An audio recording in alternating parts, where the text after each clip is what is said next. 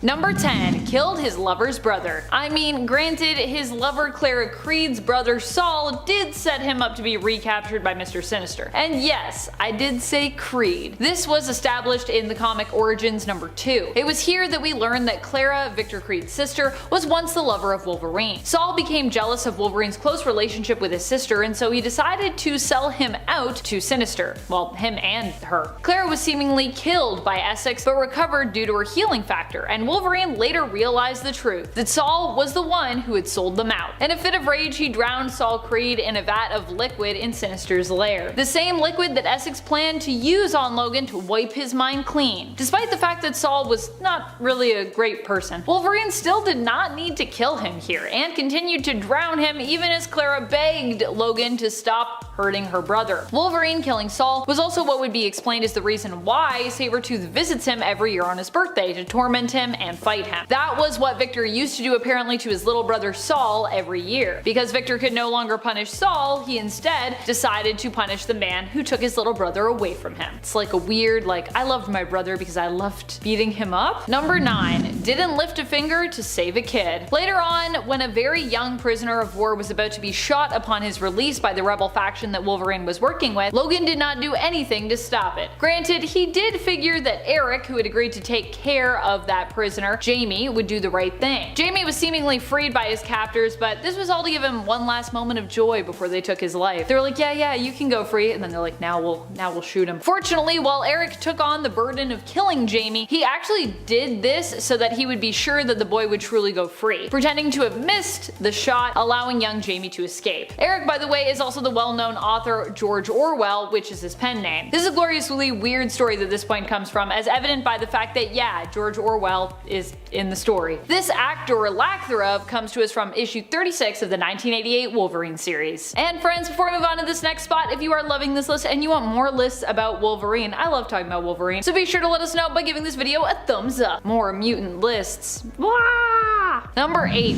Killed a newly powered mutant. The newly powered mutant in question doesn't even have a name and is a high school kid. This of course all went down in the Ultimate Universe, which is a much harsher and gritty world by comparison to the Earth of 616. Still, Wolverine kills the kid who had just learned he is a mutant because it had been deemed that that kid is too dangerous. His powers allow him to basically vaporize people in his vicinity, and you get to see it happen in this issue as well, and I will say it's pretty brutal. It's like he burns people sort of from the inside out is what it looks like. Without meaning to, this kid vaporized all the people in his hometown, including his own family and his girlfriend. Rather than try to help this poor kid, it's decided the best thing for all of mutant kind, though maybe not this youngster himself, is for him to die. Wolverine is sent on a mission to deal with this new mutant. He talks to the kid and does his best to explain sort of what's going on and what's gonna happen. He isn't a cold-hearted killer after all, but he also still goes through with the mission without even seeming to question if it's the right thing to do.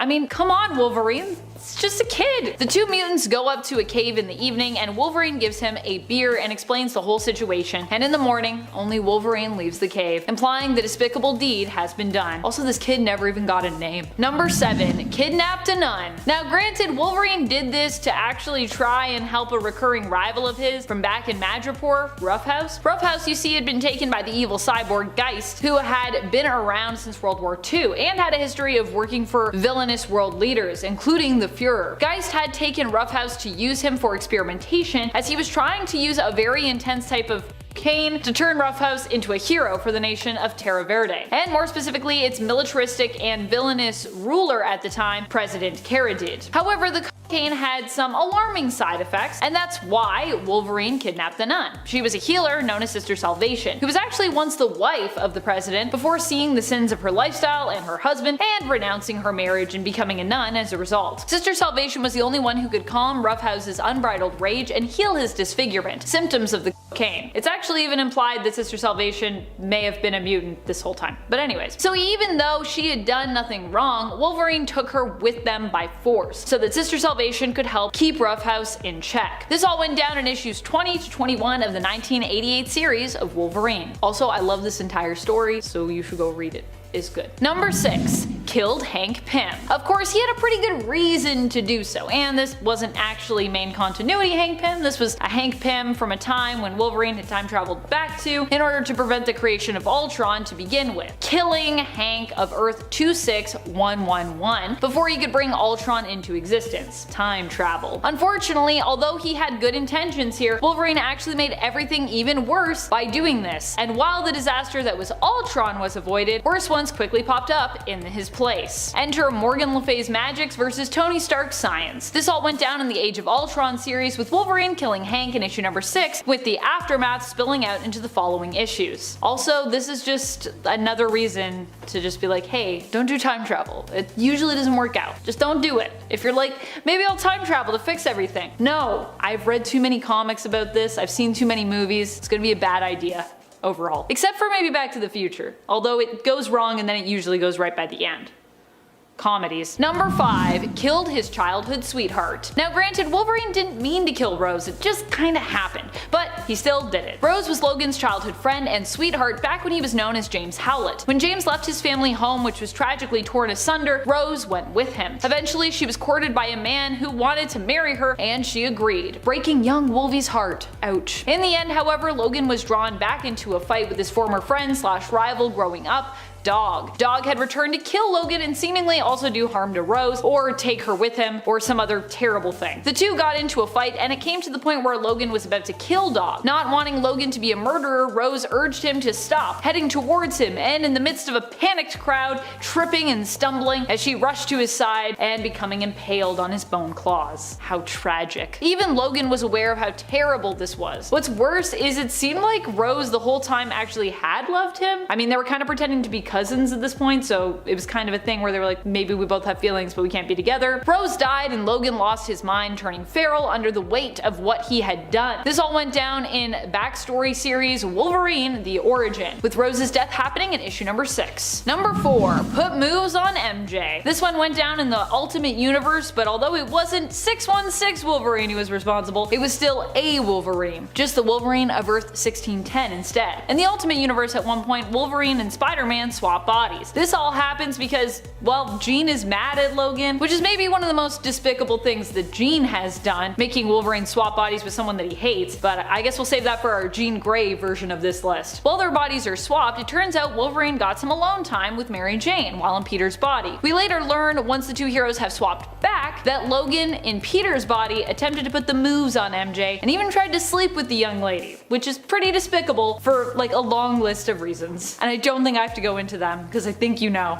what they are. Number 3. Trying to shame the Punisher. Which admittedly doesn't sound that despicable. Like on paper, trying to shame someone doesn't sound that bad. Until you understand the whole context in which Logan tried to shame Frank here. This really comes down to a sort of comic book writer feud, wherein Frank Thierry, longtime writer on the Wolverine series, decided to get back at Garth Ennis for his brutal rendition of the fight that happened between Wolverine and the Punisher in his own Punisher run. Ennis's fight happened in Punisher issue 17, back in the 2001 series. That fight really only started because Punisher made fun of Wolverine's height. Their team up there also started with them taking on a group of people with dwarfism, and then of course ends with Wolverine getting steamrolled by Frank. And I mean literally steamrolled, with a steamroller. To get revenge though, Frank Thierry sank pretty low. At the end of his fight with the two heroes in issue 186 of Wolverine, he has Wolverine discover Punisher's bodybuilding mags, and basically makes fun of him for having them and trying to shame the Punisher because he believes that he's gay. That's pretty awful. Now granted, Wolverine in the present day is a proud parent of Akihiro, aka Daken, his openly bisexual son. So obviously I don't think this writing reflects the modern day character, but like,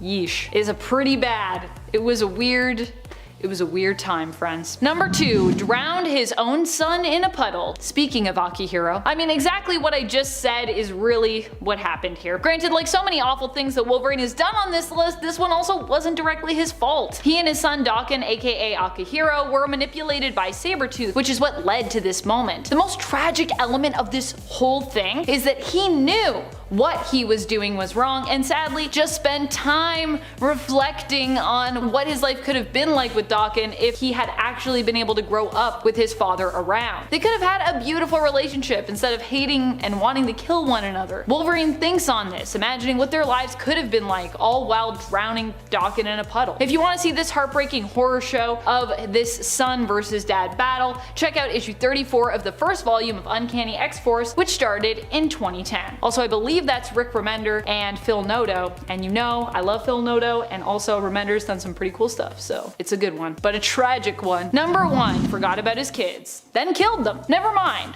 Wolverine just killing Akihiro, who admittedly in the past has also been pretty evil, so as awful as that was, there was still kind of an element to that where it almost felt fair. It was still sad, but you were like, I mean, he's kind of a bad guy. But Wolverine's fights against his children is not a saga that ends there. In fact, there was another time in the comics where Daken actually pitted his dad against his fellow half-siblings, all children of Wolverines that he either never knew about or had forgotten as a side effect of his healing powers and his super long lifespan. This team was brought together by Daken, and he called them the Mongrels. Or well, brought together by Daken, and the Red Right Hand at least called them the Mongrels. They came together to take on their father, with Daken training them for the fight. In the end, however, Wolverine defeated them, killing them all. Now this of course is a win-win scenario for Daken though, because either they killed Wolverine, his own father and enemy, or they ended up killed, which meant that Daken would also have a part in hurting his dad just by revealing the truth of the team members and how they were all his kids. Really though, the greater organization behind this whole plot was the Red Right Hand, who only wanted Wolverine to suffer as they had. They were united by the fact that they'd all lost family members to Logan, who had killed them at one point or another in his very long life, which is why they pit him against his own unknown children before taking their own lives. They were like, we don't even want you to die, we just want you to hurt people that you once loved or could have loved. You know how it is. And Wolverine doesn't even know, because he's like, I don't even know who these people are, and then later finds out and is like, oh gosh, oh boy, my life is terrible. Number 10, Tris Plover. Tris comes from a pretty dark future where all of humanity, it turns out, is living on a spaceship, destined to find a new home somewhere out in the cosmos to settle. The space vessel she lives on is known as Gotham, and she works as a farmer on the giant vessel. However, she ends up getting pursued by the authorities and decides to join the vigilante Batman. He tells her of the fact that there was a malfunction and their ship is actually now off course. Tris joins him as his Robin, and together the two of them manage to correct the ship's computer, putting them back on a proper course. Think WALL-E kind of, but if it were Batman and Robin teaming up to fix things instead of Wally and a reluctant Eve. Unfortunately, despite being a kind of cool apocalyptic future Robin, Tris still turned herself into the authorities in the end and was turned into fertilizer, after she realized that it would take over 300 years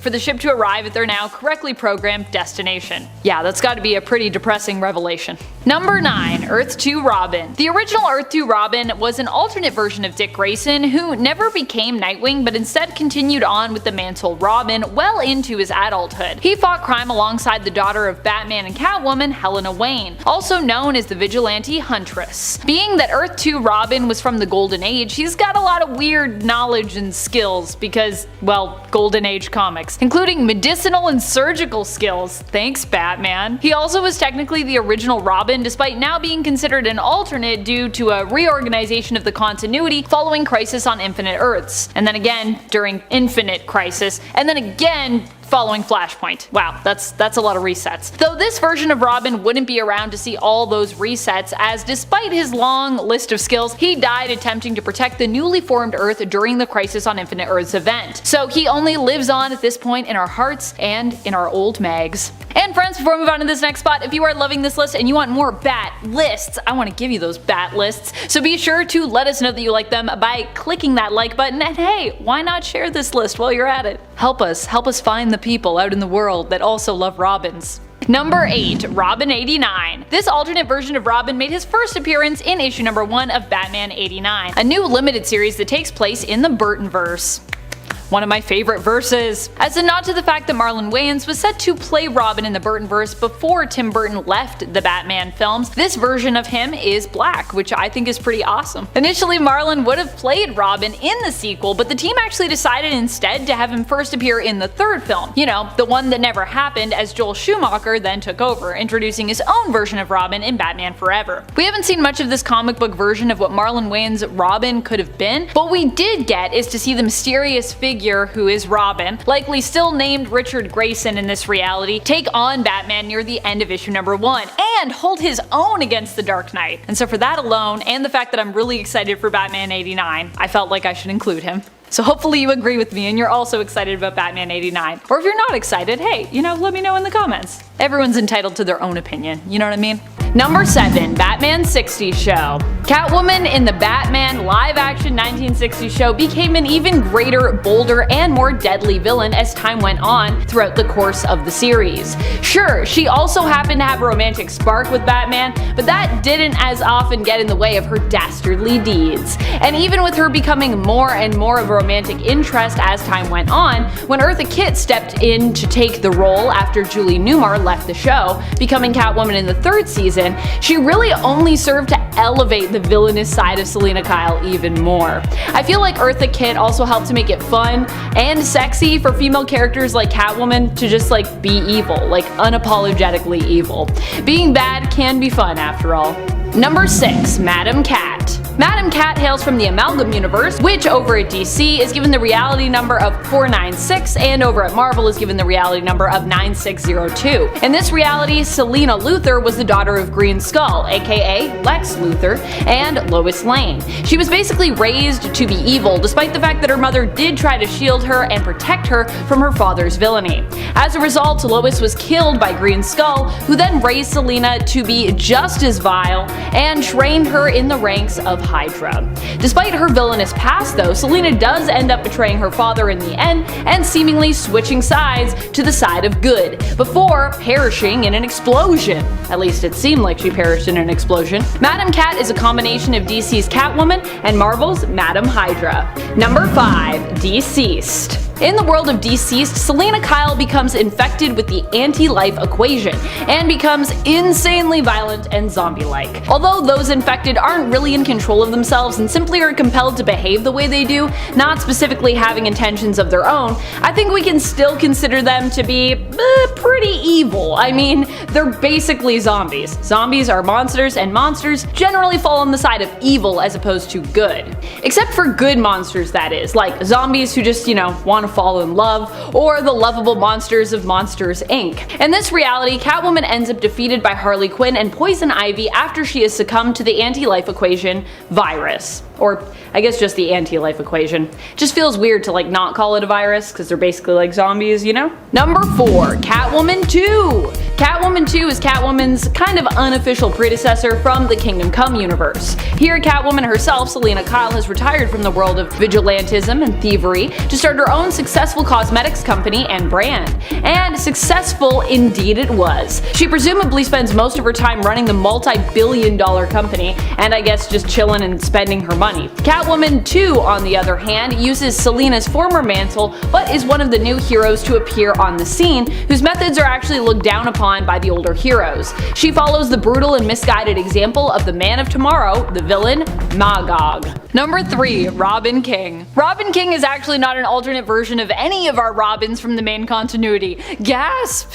Instead, Robin King is an alternate version of Bruce Wayne, who was inspired by a Robin's cheerful song at his parents' funeral in this reality. It was the young Bruce Wayne here who killed his parents due to the fact that he was inherently prone to violence and homicidal tendencies, even from a young age. Because this version of Robin is so murderous and dangerous, he could definitely be one of the most powerful Robins out there. Also, if you thought Jason had at times questionable morals or methods, the Robin King truly just blows him out of the water for that. Number 2. Dick Grayson. I think Dick has proven to be the most capable and powerful version of Robin that we've ever seen. This is likely thanks to a combination of Nightwing's personality and years of experience, considering that he was the very first Robin and has been around since the early days of Batman's vigilante career. He's also super flexible. I think he's also the most flexible Robin, which I know y'all might be thinking that doesn't equal power, but trust me, flexibility is hard and it is very powerful, I think. Do not underestimate someone who's very flexible. Dick even proved himself as a good fit as Bruce's heir when he himself took up the cape and cowl, filling in as Batman after he was presumed dead, but was really just MIA. Nightwing brings to the table not only his skills as a fighter and acrobat, but also his sharp wit as a perceptive and smart detective, as well as his forensic skills, or as I said once, his chemist skills.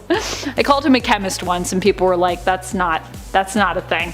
but he does have forensic skills, which is chemistry, so I feel like it still kind of goes hand in hand. I defend it. I would say when it comes to all-around Robin power, Nightwing is one of the most balanced, which generally gives him a leg up in comparison to the other Robins, who tend to dominate in a specific area, but usually lacks somewhat in another. Basically, they're usually really good at like one or two things, but everything else, they're fluctuating. And I feel like Nightwing is pretty much like here, like he's just really good at a lot of stuff. Number 1. Dragon Slayer. Dragon Slayer is probably the most powerful of the Robins that we've seen so far. He's also definitely the most metal. He comes from the Dark Multiverse, more specifically, the Dark Multiverse Dark Knight's Metal series. He actually sort of has powers as well, coming with an electric guitar that also happens to be an axe. He plays it with a kryptonite pick, using its sound to create sonic blasts and even energy constructs. And okay, yeah, so he doesn't necessarily have powers, but he has a powerful weapon, so I'm gonna count it, because it's like magically powerful. Dragon Slayer's Nightwing, aka Richard Grayson, is definitely the most badass of all the Robins here, and despite his very brief appearance, is in theory the most powerful. At least his brief appearance by comparison to some of the other ones. Although Tris Plover was also brief. Number 10. Gata. Gata is a famous pop star whose name is really Sheila Romero. Long after the Batman we know, Bruce Wayne, has died, there is a new Batman on the streets of Gotham. This Batman, unfortunately for Gata, is hogging all the media and press coverage. Taking this unintended slight quite personally, Gata sets out to get revenge on Batman, becoming the new Catwoman. In the end, however, she does fall into the standard trap of many other alternate and main continuity versions of the character, falling in love with Batman while trying to beat him. So although she starts out as a more evil, villainous type, by the end of the story, she's on the side of good, alongside her once enemy, Batman. Number 9. Batman Returns. In the Tim Burton universe turned Joel Schumacher universe that all started with the Batman 1989 film, we get introduced to the film's very own Selina Kyle. This version of the character is portrayed by Michelle Pfeiffer, who seemingly rises from the dead, surviving a very deadly fall from a high-rise office building window. This version of Catwoman is hell-bent on getting revenge on her old boss, Max Schreck, played by Christopher Walken, who tried to kill her after she learned of his villainous plans to steal Gotham's power. Selina ends up dating Bruce, not knowing that he is Batman to start. There are later indications in following films and television series that followed this that those two actually end up together and have a daughter named Helena, implying that this version of Catwoman inevitably does change her criminal ways, reforming and ending up partnered with Bruce permanently. However, in the film Batman Returns itself, Catwoman is really only known for being a villain, even if you do perhaps understand her motives and feel that she might be justified in her actions. At least a little bit justified, I think. And friends, before we move on to this next spot, if you are loving this list and you want more Catwoman lists, be sure to let us know by giving this video a thumbs up. I love talking about Catwoman, so I'd love to do more Catwoman lists. I don't know how many evil alternate versions of her are left, though. This was hard to find these ones. Really had to think about it. Number 8. Earth -22. While we don't know much about this version of Catwoman, we do know that she was one of the victims that was killed by the Joker during his final hurrah after he had learned that he was dying. At least the Joker of Earth -22, which is part of the Dark Multiverse. Catwoman in this reality was both an ally and an enemy of Batman, and Joker went on a rampage killing all of Batman's rogues, which was part of what pushed Bruce to the breaking point and caused Batman to snap Joker's neck in a blind moment of rage.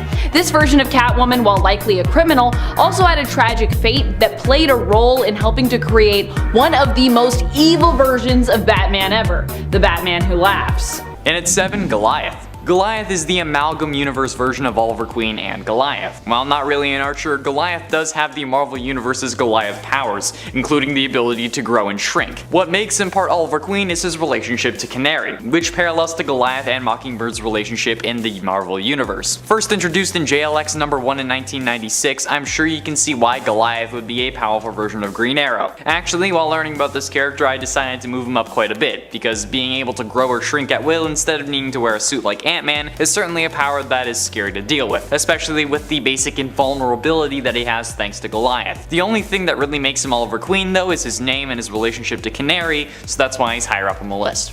And at 6, Roy Harper.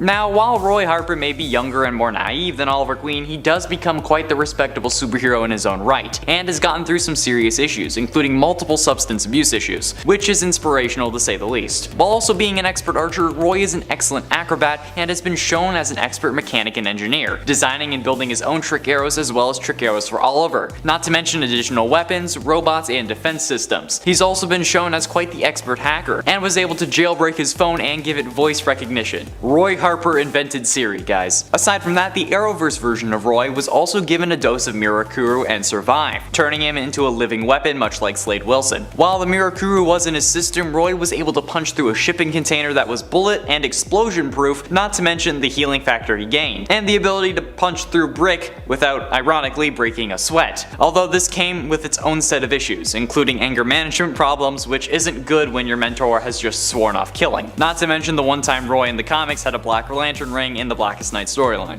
Halfway through in at number 5, Flashpoint. Flashpoint Oliver is an interesting case here, because while he is on the side of good, he's more on the side of profit. Leading a band of ex-military operatives he calls the Green Arrows, Oliver runs a business where he steals advanced gadgets and weapons from villains and refurbishes them for military use, which honestly makes him pretty damn powerful. If he can not only acquire these weapons, but also if he used them, he could be considered one of the most powerful non-superpowered individuals in the Flashpoint timeline. But I also like to consider the fact that just because Barry's mom didn't die, Oliver isn't as much of a do-gooder as he is in the main timeline, or that just because Barry's mom didn't die, Bruce Wayne is the one who dies in the alley. It's incredible to me, honestly. This version of Green Arrow was introduced in Flashpoint Green Arrow Industries #1 in 2011, and this one is definitely on my read list. I'm probably gonna pull it up when I get home because this is really cool, even if it is slightly concerning. In at 4, Connor Hawke. Connor Hawke is the son of Green Arrow and Sandra Hawke, and takes over the Green Arrow mantle after his father's death. When introduced in Green Arrow Volume 2 number 0 in 1994, he appeared to just be a huge fan of the Green Arrow, but it was later revealed that, unbeknownst to Oliver, Connor was in fact his son. It feels fitting that it's my name now, honestly. And while he may share the same skills as his father, although less evolved, Connor does end up gaining a couple powers over his father, one of them being a healing factor, granted to him due to genetic mutations from Dr. Sivana, this giving him also a higher resistance to pain. This also allows him to stay at his prime with ease, much like Logan, and thanks to Connor's Zen training, he was able to develop a form of clairvoyance. This is the ability that gave him a vision of his father still alive, despite the world thinking that he was dead. See, he has a reason to be on this list other than us just sharing names, okay? Number 3, Maggie Kyle. Maggie Kyle is known for being Catwoman's sister. In the main continuity, she was tormented by Black Mask to the point that she basically lost her mind and had kind of a psychotic break. Inevitably, what happened was she was made to consume pieces of her husband after she watched him being ever so slowly killed by Black Mask. Yikes. In the reality referred to as Earth Whatever, it was Selina who was Black Mask's victim, and Maggie was the one who avenged her as Catwoman. Maggie was also very specific with the kind of revenge that she wanted and got when it came to Black Mask, killing him slowly, tormenting him as he had her sister in this reality, Selina. Maggie also seemed to relish what she had done, smiling gleefully about it. Part of what makes this version of Catwoman, Maggie's Catwoman, so evil here is what she did to Black Mask. The manner of it specifically, and of course her reaction to that act. She seems like really creepily happy about it. Number 2, Female Fury Catwoman. While Holly Robinson as Catwoman wasn't necessarily evil, like Holly Robinson herself isn't very evil, there was a period during her time as Catwoman where she was really evil. This wasn't necessarily her fault, as she had basically been captured and brainwashed by Darkseid into becoming one of his female furies. This all went down during Final Crisis, when Darkseid had become the master of the anti-life equation and used it to basically enslave Earth, bending its inhabitants to his will, Holly Robinson's Catwoman included. And if you're wondering why Holly became Catwoman in the first place, it actually all started because Selina Kyle learned that she was pregnant and she was planning on retiring and kind of disappearing for the sake of her future baby. Of course, that didn't all go according to plan, because obviously Selina is still in the comics and is Catwoman, so yes. And she doesn't like just have a baby strapped to her, or like a kid running around her ankles with her while she fights. It'd be hard to fight if you had to like bring your kid to work with you. You probably just shouldn't be a superhero if you have to do that. You should call someone and get a babysitter. Number 1, Raina Creel and her copycat Catwoman army. In the main continuity, Raina Creel was actually an impersonator of Catwoman, or rather, she created a whole team of people to impersonate Catwoman, and she was the one that was in charge of it. And this criminal gang that she created was exclusively made up of copycats who all wore Catwoman's older suit design. Raina was introduced after Batman and Catwoman's wedding was called off, and Catwoman went off to do some of her own things outside of the Bats and Gotham shadows, taking up residence in Villa Hermosa in California during the start of her own 2018 solo series. Catwoman here faced off against a whole massive group of other Catwomen who were all seemingly hired by Raina Creel to carry out villainous and illegal deeds on her behalf. I just think this is such like a cool idea for a story, and also there's some really good covers from that story. Some really great covers in there. Number 10, Squirrel Girl. This one's a bit of a stretch because Deadpool didn't seem to be trying when the pair fought, but the fact remains that she did beat him. Plus, Squirrel Girl rocks, so it's going on the list. As we saw in Cable and Deadpool number 30, Squirrel Girl was able to scratch, whack, and otherwise pummel Deadpool into the ground. You may say, well, yeah, but Deadpool spent the whole time trying to figure out her name, and that's true. But hey, she was just exploiting one of Wade's major weaknesses, distractibility. Number 9, Moon Knight. Moon Knight is really cool. I'm a big old fan. And not only has he defeated Deadpool before, but he beat him 2 issues in a row in Vengeance of the Moon Knight number 7 and 8. Now, the first time was a bit less legit because Wade was distracted by a hot nurse, but issue 8 has a funhouse fight that proved much more clearly that Moon Knight can hold his own against the guy. Even in a house of mirrors, Moon Knight was able to slice and dice his way to victory. Number 8, Black Panther. Black Panther is a pretty great adversary to Deadpool for a few reasons. For one, he's an excellent fighter, both armed and unarmed. He also has a number of superhuman abilities like strength and agility, which would prove advantageous against the lesser abilities of Deadpool. Most importantly though, Black Panther has been proven to be able to mostly ignore the annoying ramblings of the Merc with a Mouth. He's shown that he can better Deadpool in combat, beating him up and chucking him out a window in Deadpool 15, and for that, he's going on the list. Number 6, Tim Drake.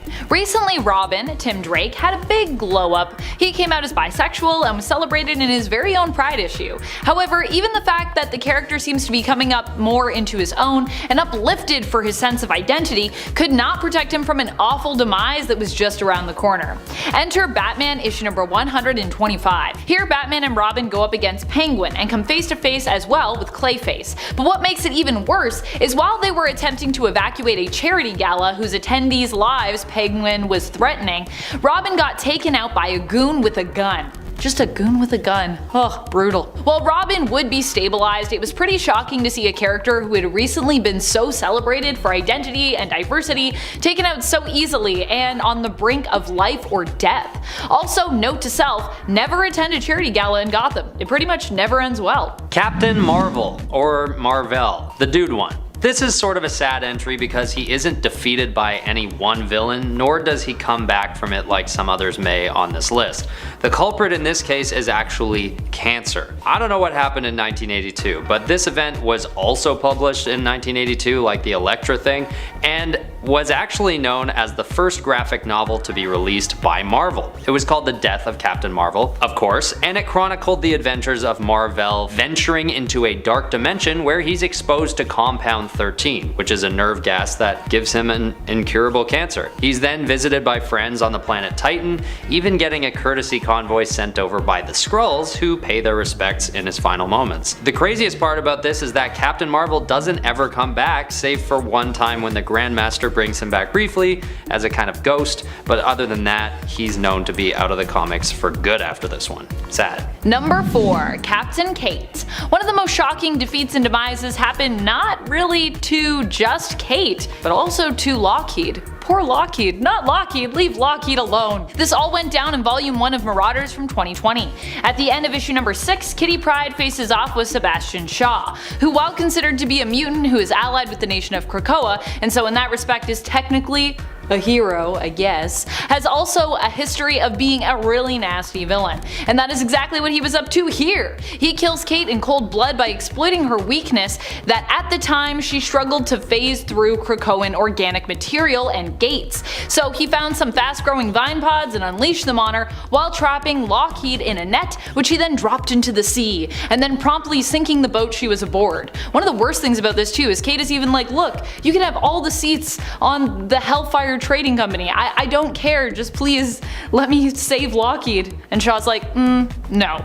Considering that Kate was basically the main character of this series who possibly could not be resurrected, it was pretty shocking at the time. I was shocked. I was very shocked. Number 3. Wolverine. Wolverine is a great adversary for Deadpool for a number of reasons. His regenerative abilities are comparable to those of Deadpool, he's as hot-headed as Deadpool is juvenile, and to top it off, Wolverine has a Muramasa blade that can counteract Deadpool's healing factor. Assuming Logan doesn't get himself blown up before he reaches Deadpool, he'd have a pretty good chance of beating him, and even killing him. Granted, Wolverine doesn't have the best track record against Deadpool, but I think he got kinda shafted in their fights. I believe in you, Logan. Number 2. Rogue. This one may come as something of a surprise to some of you, and to others it'll seem pretty obvious. Rogue, of course, has the ability to take the powers of other supers, and should she come in contact with Wade, which would be pretty easy considering the affection they share, she can take his powers from him, making him vulnerable to attacks. Granted, she probably wouldn't want to kill him and would have trouble if he was still immortal due to Thanos, but her power would definitely give her a significant edge against a depowered Deadpool. Some might be worried that his mental anguish might mess with her, but as we saw in Uncanny Avengers number 22,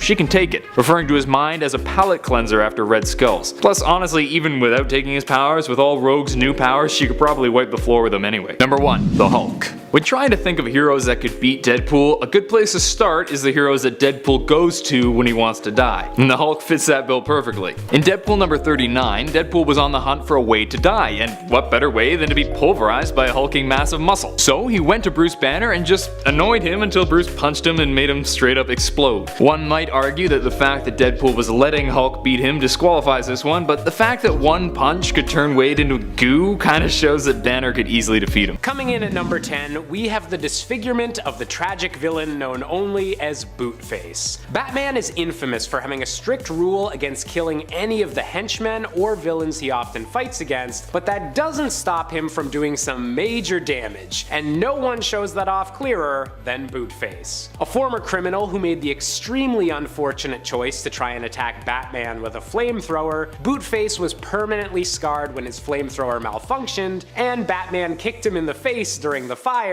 grafting the imprint of Batman's boot directly on Bootface's, well, face. Bootface would return as part of a group of similarly injured villains that wanted revenge on Batman for permanently altering the course of their lives, and while it could be argued that maybe these guys shouldn't have been living a life of crime in the first place, it still is pretty messed up just how far Batman is willing to go, even if he's technically not breaking his no-killing rule. Coming in at number 9, we have the time that Batman made Robin dig his own grave. Yes, the Silver Age of comics has more than its fair share of wild moments, but few can probably compare to the cover image of Jimmy Olsen and Robin being forced to literally dig their own graves while Batman wields a Tommy gun. Now, apparently the actual story behind this cover is because Batman has lost his memory and been convinced that he's actually a member of the Mafia. While Superman still retained his sense of self, he had to pretend to go along with the Mafia act until he was finally able to return Batman's memories, but not before likely traumatizing Robin and Jimmy Olsen for life by making them dig their own graves at gunpoint. Coming in at number 8, we have the time that Batman launched a villain into space. Once again, Batman's no-killing rule was placed under a bit of stress when Batman Incorporated's Japanese division found itself under attack by the immortal supervillain Lord Deathman, a bad guy that was even able to resurrect himself from having his corpse thrown into a literal volcano. Outraged at the destruction that Deathman had caused, Batman's solution was a fate even worse than death, locking the villain within an unbreakable safe and then launching that safe into the darkness of outer space. Sure, the bad guy's not gonna die, but trapped in a small box floating endlessly for the rest of eternity? That's a bit of a yikes punishment, Batman. Coming in at number 7, we have Batman deciding to resurrect the Joker. Batman's always been in a weird moral place with how often he's let the Joker live, and the question of how many people have died because Batman refused to end his archenemy's life is an often asked one. But when the Joker was betrayed by Ra's al Ghul and left to bleed out, Batman made the hasty decision to save his nemesis with the power of the resurrecting Lazarus Pits. And while resurrecting the Joker did allow Batman to stop Ra's al Ghul's bioweapon from being unleashed, the Joker soon returned to his evil and crazy ways, leaving Batman potentially to blame for any further death and destruction the Joker might cause. Coming in at number 6, we have a Golden Age Batman highlight with the time he straight up murdered a henchman with the Batplane. Batman's earliest adventures are notable for not quite having polished out the details of the character yet, with stories featuring him using guns and being a lot less uptight about the whole no killing thing. One of the biggest examples was how Batman treated the superpowered henchmen of the villain Dr. Hugo Strange in the very first issue of his self-named series, using the Batplane's machine guns to take out a criminal truck driver before using a noose on the back of the Batplane to wrap around the neck of a genetically altered mental patient labeled as a monster. You'd think that maybe the comic would imply that Batman was just airlifting the monster somewhere else, but the narration makes it clear that nope, Batman just flat out hung a guy. The 1940s were definitely a different era. Coming in at number 5, we have Batman spying on the entire superpowered population with Brother Eye. Following an event in which Batman had his memory wiped by Zatanna and then eventually remembered it, Batman realized he would never be able to fully trust the Justice League, or any powerful metahumans for that matter. In a case of majorly overcompensating for this issue, Bruce Wayne constructed Brother Eye, an artificial intelligence housed in a secret satellite that kept tabs on every superpowered being on the planet, all without anyone knowing they were being watched. Of course, this tech would later be manipulated and abused by the villain Maxwell Lord, showing that sometimes Batman's paranoia can go a bit too far and have disastrous effects on the rest of his team. Coming in at number 4, we've got the time Batman was the worst friend ever and slept with Barbara Gordon behind Dick Grayson's back. In the alternate future where the animated series Batman Beyond takes place, Terry McGinnis eventually found out the reason that Bruce Wayne and Dick Grayson were no longer on speaking terms. Apparently, Bruce and Barbara Gordon, the girl that Dick was absolutely crazy about, had a relationship that ended in a miscarriage while Dick was out of the city dealing with personal issues. This is some incredibly heavy stuff to put in the comic follow-up to an animated children's series, and it really seems out of character for Batman to betray his protege so deeply and then handle the fallout so poorly. Whether it's iffy writing or just a really dark take on Bruce Wayne's personality, breaking the hearts of two people he claims to care about the most is a really bad look. Coming in at number 3, we've got to go with Batman keeping logs on how to defeat the rest of the Justice League. During an event known as the Tower of Babel, Ra's al Ghul manipulated his daughter into giving up Batman's secret files that he had assembled on all the Justice League members and how exactly to defeat them if they ever went rogue. And while Batman claimed this was all because of the very real possibility of the team being compromised or being controlled by an enemy force, it's kind of hard to defend your choice as being the right one when Martian Manhunter was lit on fire, the Green Lantern was made blind, and Superman was poisoned with red kryptonite. Bruce Wayne may be smart, but in the hands of a villain, his plans just might be deadly. In a similar vein, coming in at number 2, we have Batman hacking Cyborg the very first time they met. While this incident occurred in the alternate Injustice universe, the idea behind it is essentially the same as our last entry. Batman has a hard time trusting people, and sometimes that gets revealed at the exact wrong moment. With the Justice League divided as Superman becomes a villain in this universe, Batman temporarily injures Cyborg with an electrical virus, which Cyborg quickly realizes would be impossible with his new firewalls, and then makes the realization that the virus's date signature reads as the very first week that Cyborg and Batman ever met. Ice cold, Bruce. Ice cold. And finally, coming in at number 1, we have to go with Batman's treatment of Robin in the infamous series All-Star Batman and Robin. There's always been a bit of weirdness to the dynamic of Bruce Wayne teaching a child or teenager to become a violent vigilante sidekick in his quest for justice, but this alternate universe miniseries by Frank Miller definitely takes the cake. With this version of Batman constantly verbally berating Dick Grayson with some dated language that we definitely can't use on this channel, the worst moment of all comes when Batman locks Dick inside the Batcave as some form of intense training under pressure, forcing the boy to live in pure darkness and eat rats to survive. With all the awful things Batman has done over the years, torturing this young boy who just wants to be a hero might be one of the worst. And at 10, faked Clark Kent's death. Jesus, there's a lot wrong with this number already, and we're only at number 10. Oh boy, this is bound to be a fun list. Starting off, Superman wasn't really a good person. He was nowhere near the perfect cookie cutter guy that we know today. He was actually quite toxic to Lois when things first started. Case in point, Superman's girlfriend Lois Lane. This 137 issue story features a lot of questionable moments, but one of these things is when Lois Lane disguised herself as the French actress Lois Laflamme so that she could get close to a foreign dignitary for an interview. Superman decides that he has to teach her a lesson for using such tactics in the pursuit of a story, so he falls for Lois Laflamme as Clark Kent. When she rejects his marriage proposal, he pretends to kill himself right in front of her by jumping off a building just to make Lois feel bad. Although he claims that he's doing it as well because he needs to change into his Superman costume in midair because one of the rooms in the hotel they were on was robbed that day, but I think we all know the only reason why he did it.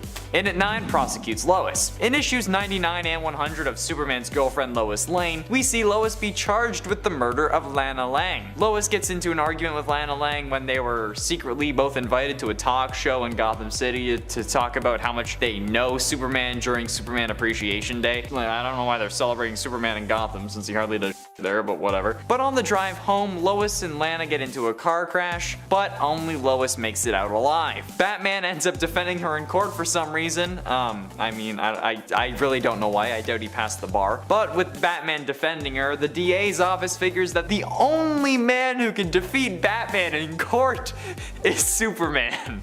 Thus, he becomes a special prosecutor and prosecutes the love of his life. I mean, he was like forced to do it, but still, what the actual hell is going on with the series?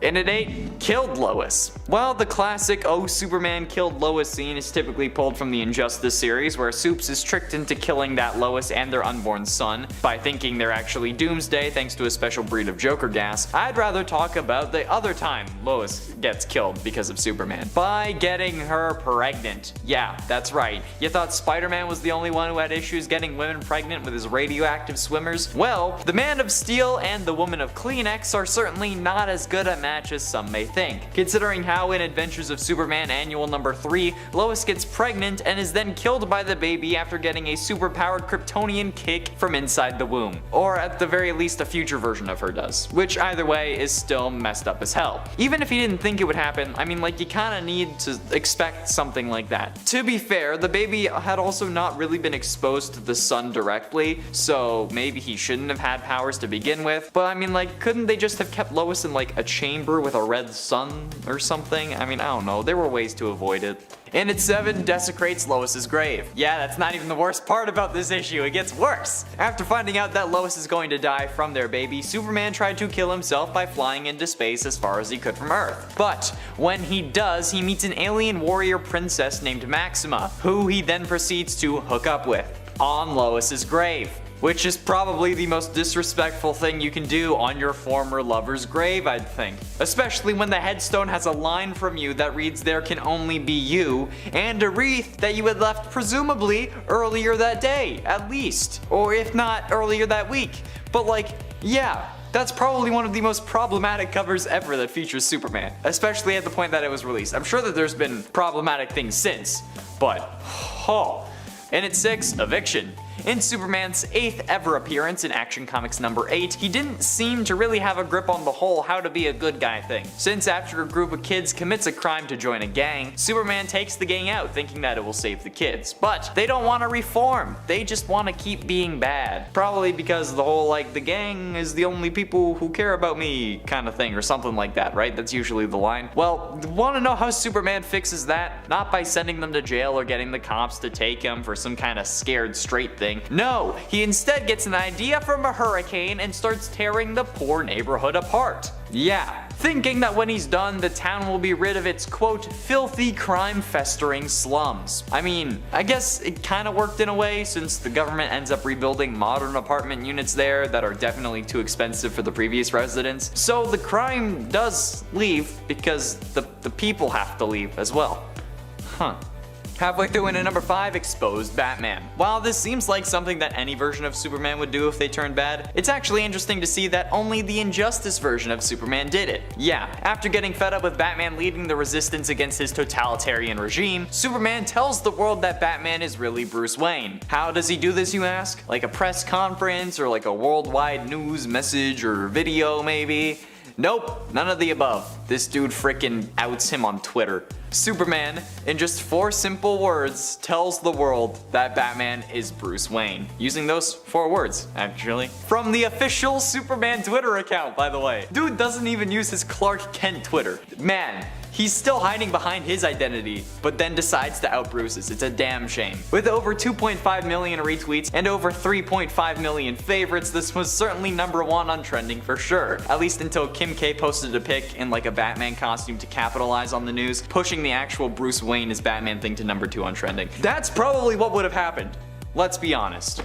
In at 4, World War II propaganda. When World War II was ongoing, a load of the population turned to superheroes to provide hope. This is where we got Captain America and more. But this also turned Superman into the noble American hero that we know him for today. However, that caused him to be a little more on the prejudice side of things in his material. It was mostly to encourage able-bodied men to enlist and others to buy war bonds to fund their soldiers. But my question is, why did you have to lean so hard into the whole race thing? Really, DC? Like, Superman was literally printing posters that said things like, Superman says you can slap a Japanese soldier with war bonds and stamps, with a very stereotypical drawing on them as well as some offensive slurs. So yeah, that's pretty messed up. They also did this to avoid having Superman just like straight up end the war, because like, let's be honest, if he was fighting, there would be no war. They came up with various excuses for it too, like Clark Kent accidentally using his X-ray vision to read the wrong eye chart while trying to enlist, resulting in him being rejected. Getting close to the end, in at number 3, made a film with his friend's wife. A lot of people make fun of the adult film industry, okay? But honestly, it's the backbone of the economy, at least in some cases. However, Superman has never shied away from helping small business owners, especially in Action Comics number 592 and 593. That's right, before Kim K had her go at it, Superman tried the whole celebrity tape thing, with the help of a character named Sleaze, one of Darkseid's former enforcers. Superman tracks down a missing new god, Big Barda, to Metropolis' roughest neighborhood, the Suicide Slum. There, Superman discovers that not only has Barda been brainwashed by Sleaze, but the Apocalypse native is using her to produce a line of popular adult films. Superman tries to rescue her, but ultimately falls under Sleaze's control as well. And Sleaze does exactly what you would expect. He becomes sleazy. He takes Barda and Superman to the local videographer and makes some naughty videos. Then her husband walks in. It's certainly an interesting couple issues. Penultimately, in at number 2, Executioner. Nowadays, Superman doesn't really kill, aside from a few moments, Man of Steel and Injustice most notably. However, there wasn't really an origin for this moral code. We just kind of assumed that he was a good guy that didn't want to kill. However, writer John Byrne wanted to answer that unasked question in Superman number 22, one of the most controversial Superman stories ever. In this issue, Superman finds himself in a pocket dimension where a group of 3 Kryptonian soldiers had wiped out all life on Earth, with the exception of Bruce Wayne, Lex Luthor, and a synthetic life form that was calling itself Supergirl. They try to fight the criminals, but they're not really a match for them, which results in Supes taking some unexpected actions. He exposes the group, which also included an alternate reality version of General Zod, to golden kryptonite of their world, resulting in them permanently losing their powers, and him keeping his since it wasn't kryptonite from his world, it was from their pocket dimension. But Zod still threatens Superman and says that he'll track him down and destroy his Earth, even though he literally has no powers. But instead of just abandoning them on a dead planet, Supes thinks that that's not enough, so then he kills them with kryptonite. However, he is still grief-stricken and then promises that he will never kill again. My question is, why'd you have to pull out the green kryptonite? You already took away their powers. Couldn't you just have like... Finally, in at number 1, ruled the world.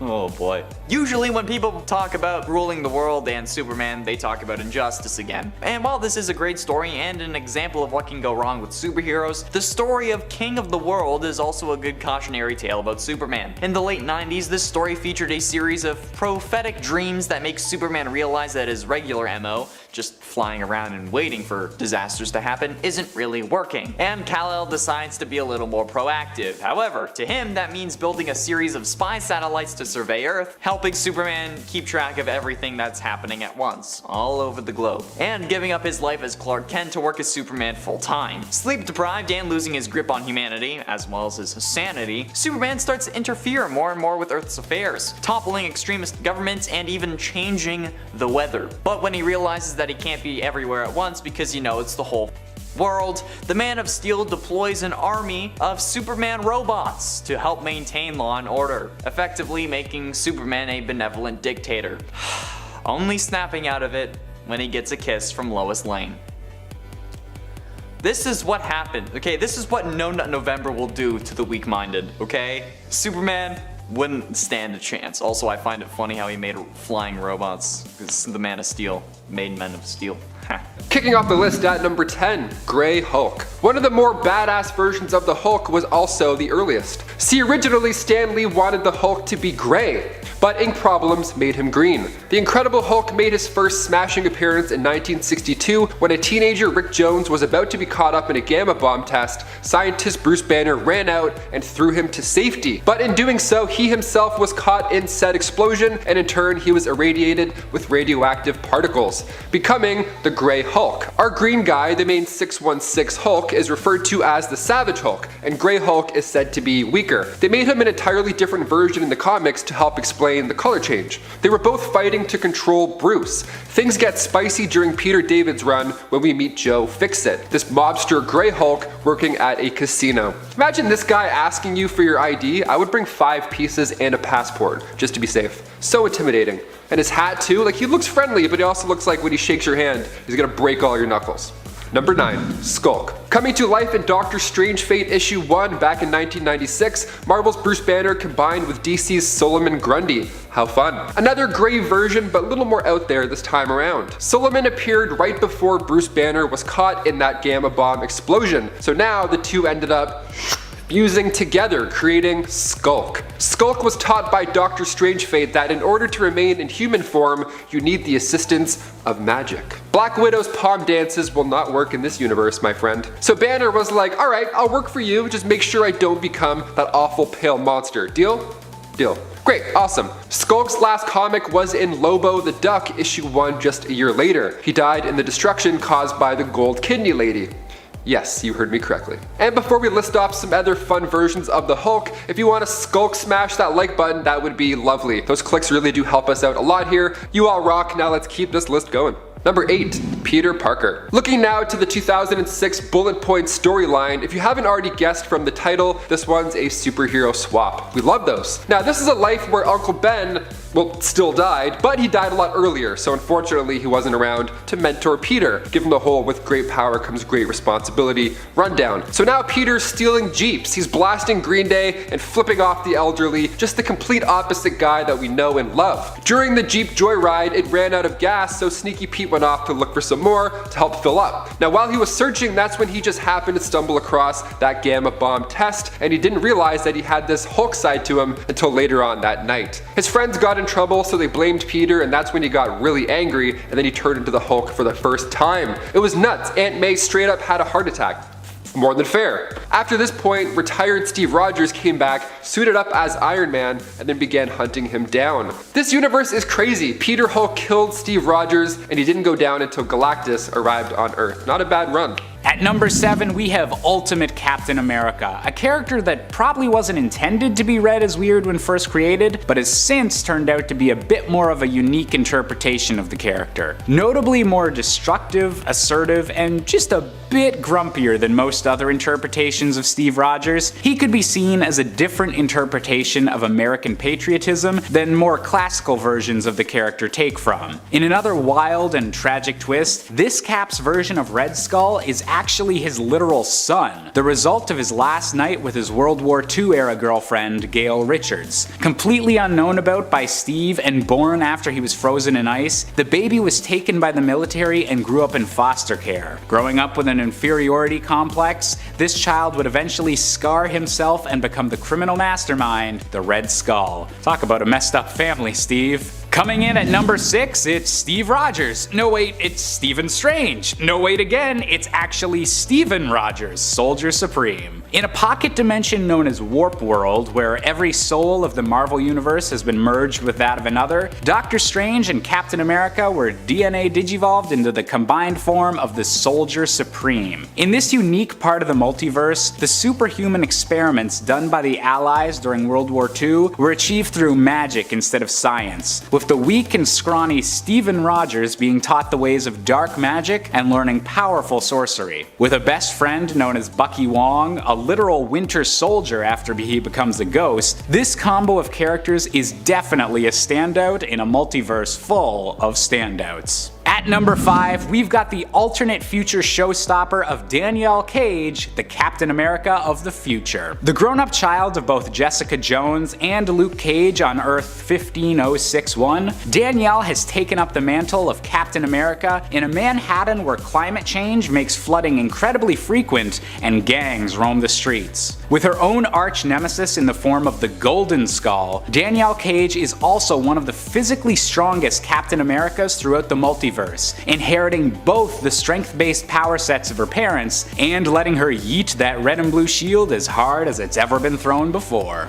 Coming in at number 4, we've got a bit of a change of rank with Colonel America, aka Zombie Cap. In a world where an infected sentry brings a zombie plague from beyond the stars, and also where Steve Rogers has achieved the rank of Colonel and the presidency of the United States, America's hero is bidden along with many of the Avengers when they try to contain the sentry situation. The Colonel is even the one to eventually bite Spider-Man on the shoulder when the younger hero tries to help. This zombified version of Steve Rogers retains all of his powers and more, surviving with half of his brain exposed until he was finally defeated by his enemy the Red Skull during a final battle over who gets to devour the corpse of Galactus. Definitely some very, very weird stuff. Getting close to the end, and in number 3, MCU Captain Marvel. Carol Danvers is depicted as a former US Air Force fighter pilot who was given superhuman abilities when a lightspeed engine test went wrong, and she was exposed to the cosmic energy of the Tesseract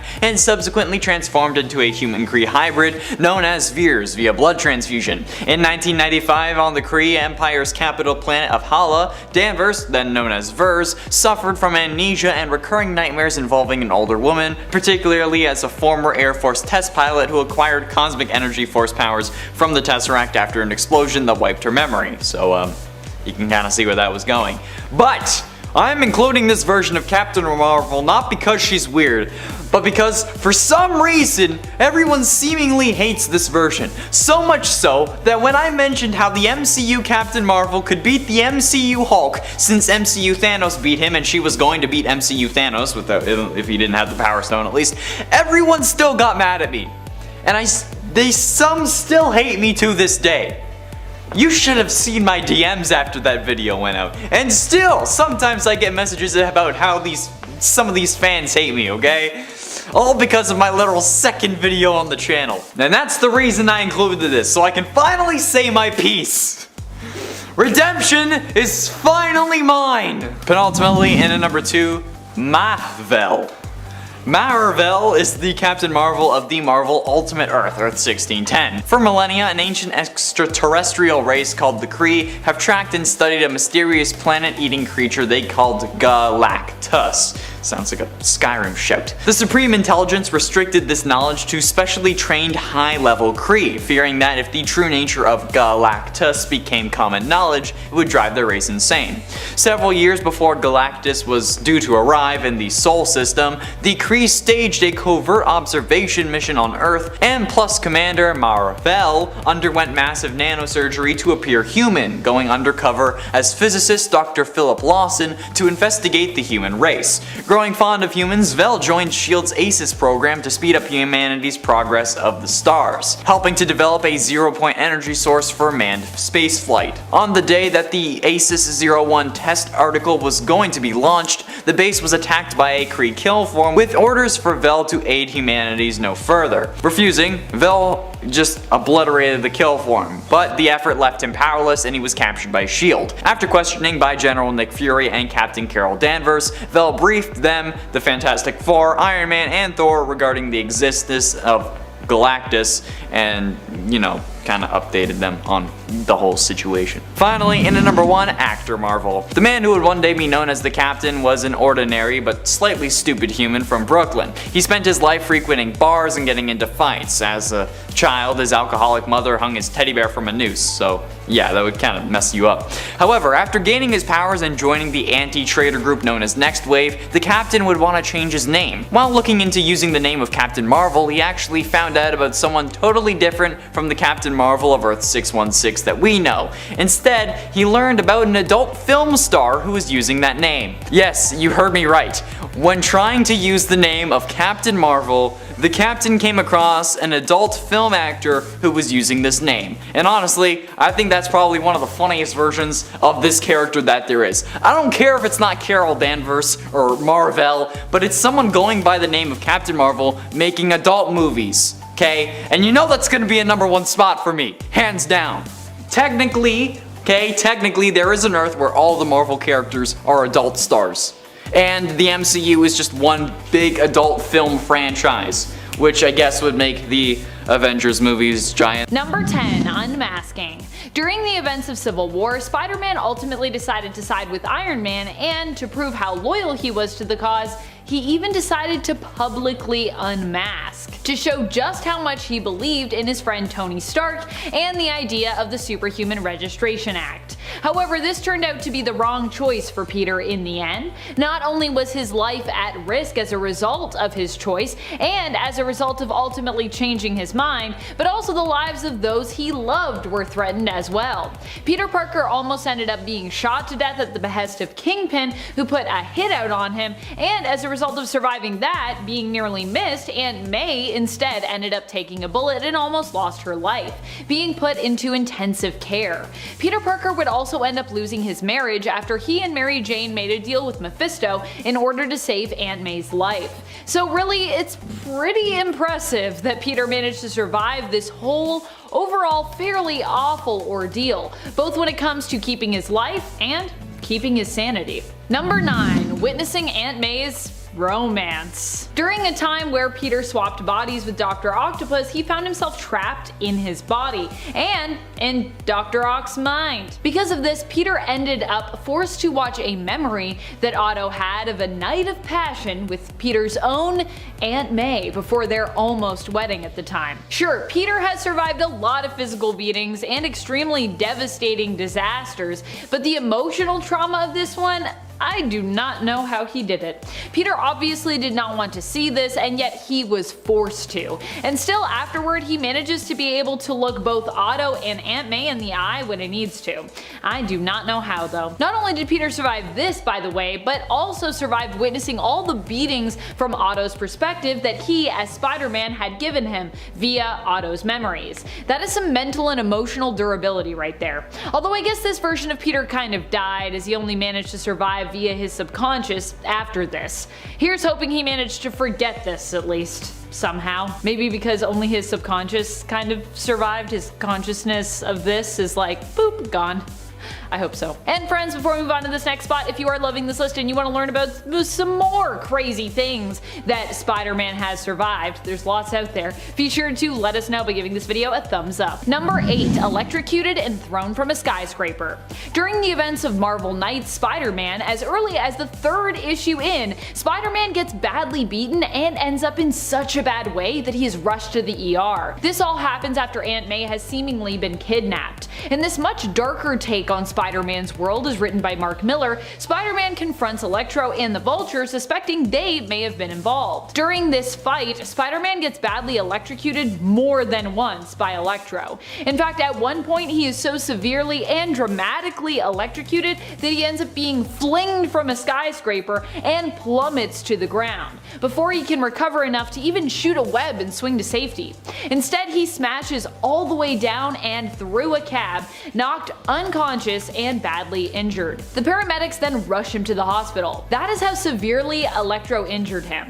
Of course, this is Spider-Man, and somehow, miraculously, he manages to survive. But, whew, it was definitely a close call. Number 7. Sinister War. Sinister War also really scrambled Spider-Man up. I mean, what's worse than one team of 6 sinister villains? How about a whole bunch of Sinister 6 teams? Which is exactly the trial that Peter faced during Sinister War. Pretty much all of the villains he came up against seemed to also want Spider-Man for one reason or another. And while some fought to actually protect Spidey, many more were fighting to harm, capture, or perhaps even kill him.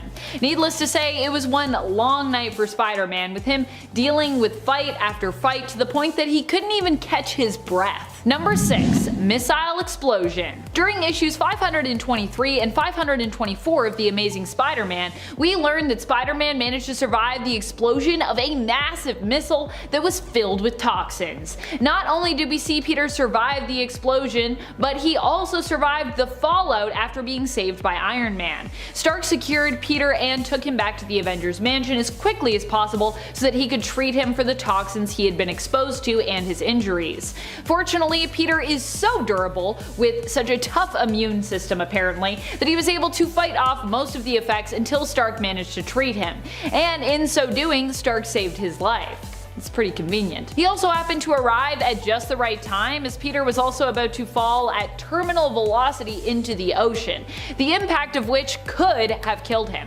Quite lucky that he's so tough and that Iron Man arrived in the nick of time. That all worked out pretty well. Number 5. The Wrath of the SRA. Spider-Man not only impressively survived unmasking for his pal Tony Stark during the events of Civil War, but he also managed to survive betraying Tony as well. When Spider-Man got a good look at the camp Stark's side of the war were running, he realized that he had made the wrong choice, and attempted to walk out. Iron Man, however, isn't ready to let Peter go, and attempts to stop him. He tries to tell S.H.I.E.L.D. to just bring Spider-Man in quietly, as all Tony wants to do is talk to him. He doesn't want to fight, but S.H.I.E.L.D., under the Superhuman Registration Act, denies Stark's request and attempts to have Spider-Man apprehended and arrested, sending the top secret Thunderbolts team that they have amassed after Spider-Man.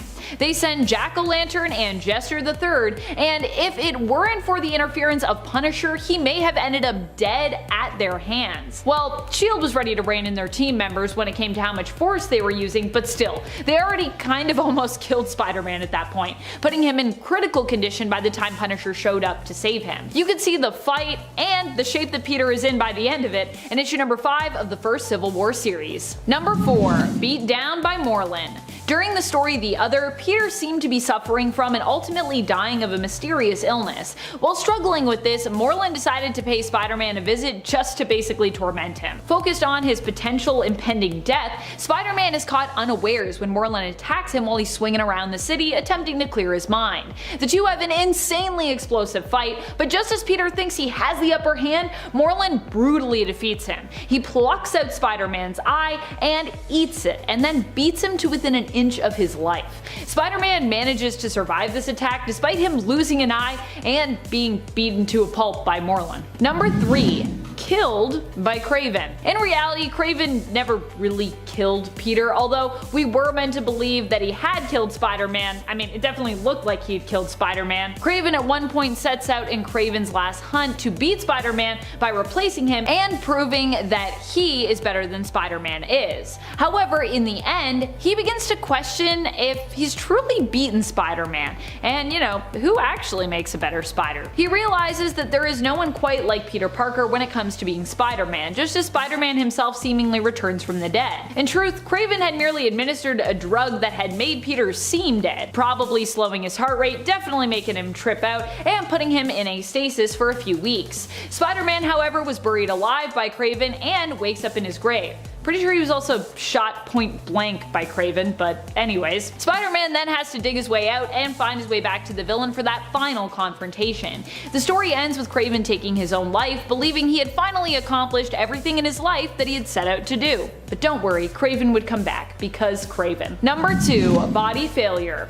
Another time that Peter Parker died, it was actually as Dr. Otto Octavius. During the time of Superior Spider-Man, Otto got a hold of Peter's body by tricking him into a body swap. With Peter's consciousness stuck in Otto's old failing body, when it died, so seemingly did Spider-Man. I mean, we still have Peter's body, but for now, Otto was the one behind the steering wheel. Fortunately, while Peter did kind of die, he also managed to survive, as Otto was unable to wipe Peter's complete consciousness clean from his own body, and his subconscious kinda lingered there. In the end, Otto gave up his own hold over Spider-Man's body in order to let Peter Parker reclaim his body and his mantle once more. Otto was compelled to do this when he realized that even with all that he had done, he could never truly be a better Spider-Man than Peter because he was kind of missing the moral compass, which was part of what truly made Peter Parker superior. Also, he needed Peter's help because he was like, I'm trying to save the woman I love and it's like impossible, please.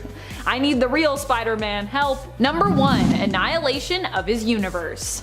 Miles Morales didn't just survive the death or a bad beatdown, but actually managed to survive the destruction of his entire universe. Following the events of Secret Wars and the creation and dissolution of Emperor Doom's Battleworld, Miles Morales somehow managed to survive after his entire reality of Earth 1610 was pretty much completely destroyed.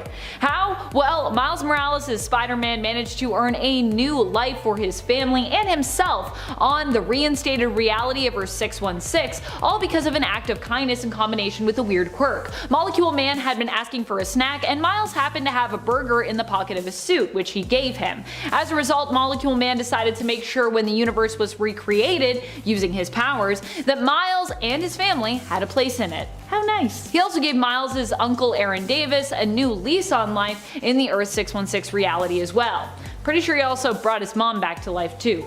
Earth 1610 has returned since its destruction, and one of its other survivors, the Maker, even managed to return to it, but at the time it wasn't around.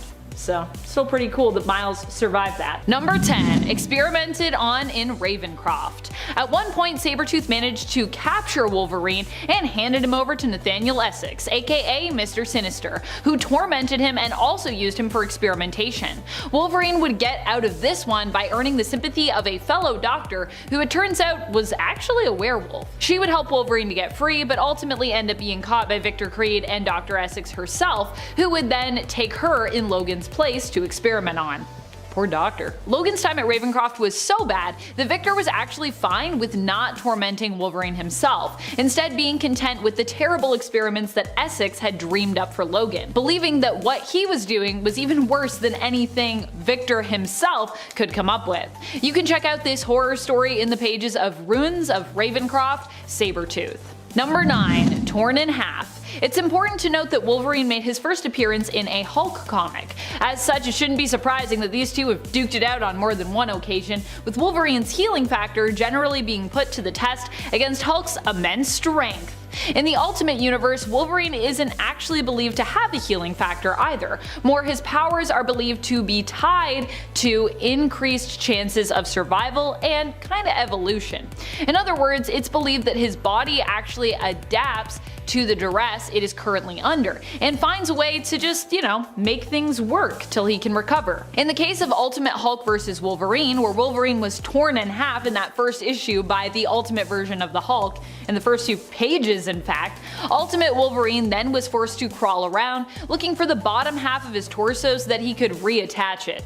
Yeah, a lot more gross than what we might see in the pages of a 616 Wolverine vs. Hulk comic. And friends, before we move on to this next spot, if you are loving this list and you want to hear about more crazy stuff that Wolverine has survived, be sure to let us know by giving this video a thumbs up. Number 8. Adamantium Poisoning. What's pretty crazy is that Logan is actually battling this pretty much all the time. The adamantium that is bonded to his skeleton is actually slowly killing him, and the only thing that manages to keep him alive is his healing factor. In the Old Man Logan universe, his healing factor gets weaker with time and eventually he begins to be poisoned to death by his own body. While he does ultimately die, it's pretty crazy to think about just how long he managed to live. And even when Old Man Logan seems to be dying in the Dead Man Logan series, he still finds a way to keep going through a lot of that with the Regenix drug.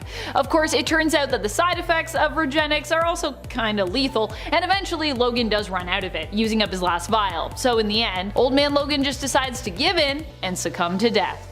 Still, he had a pretty insane run. Number 7. Devoured by the Hulk.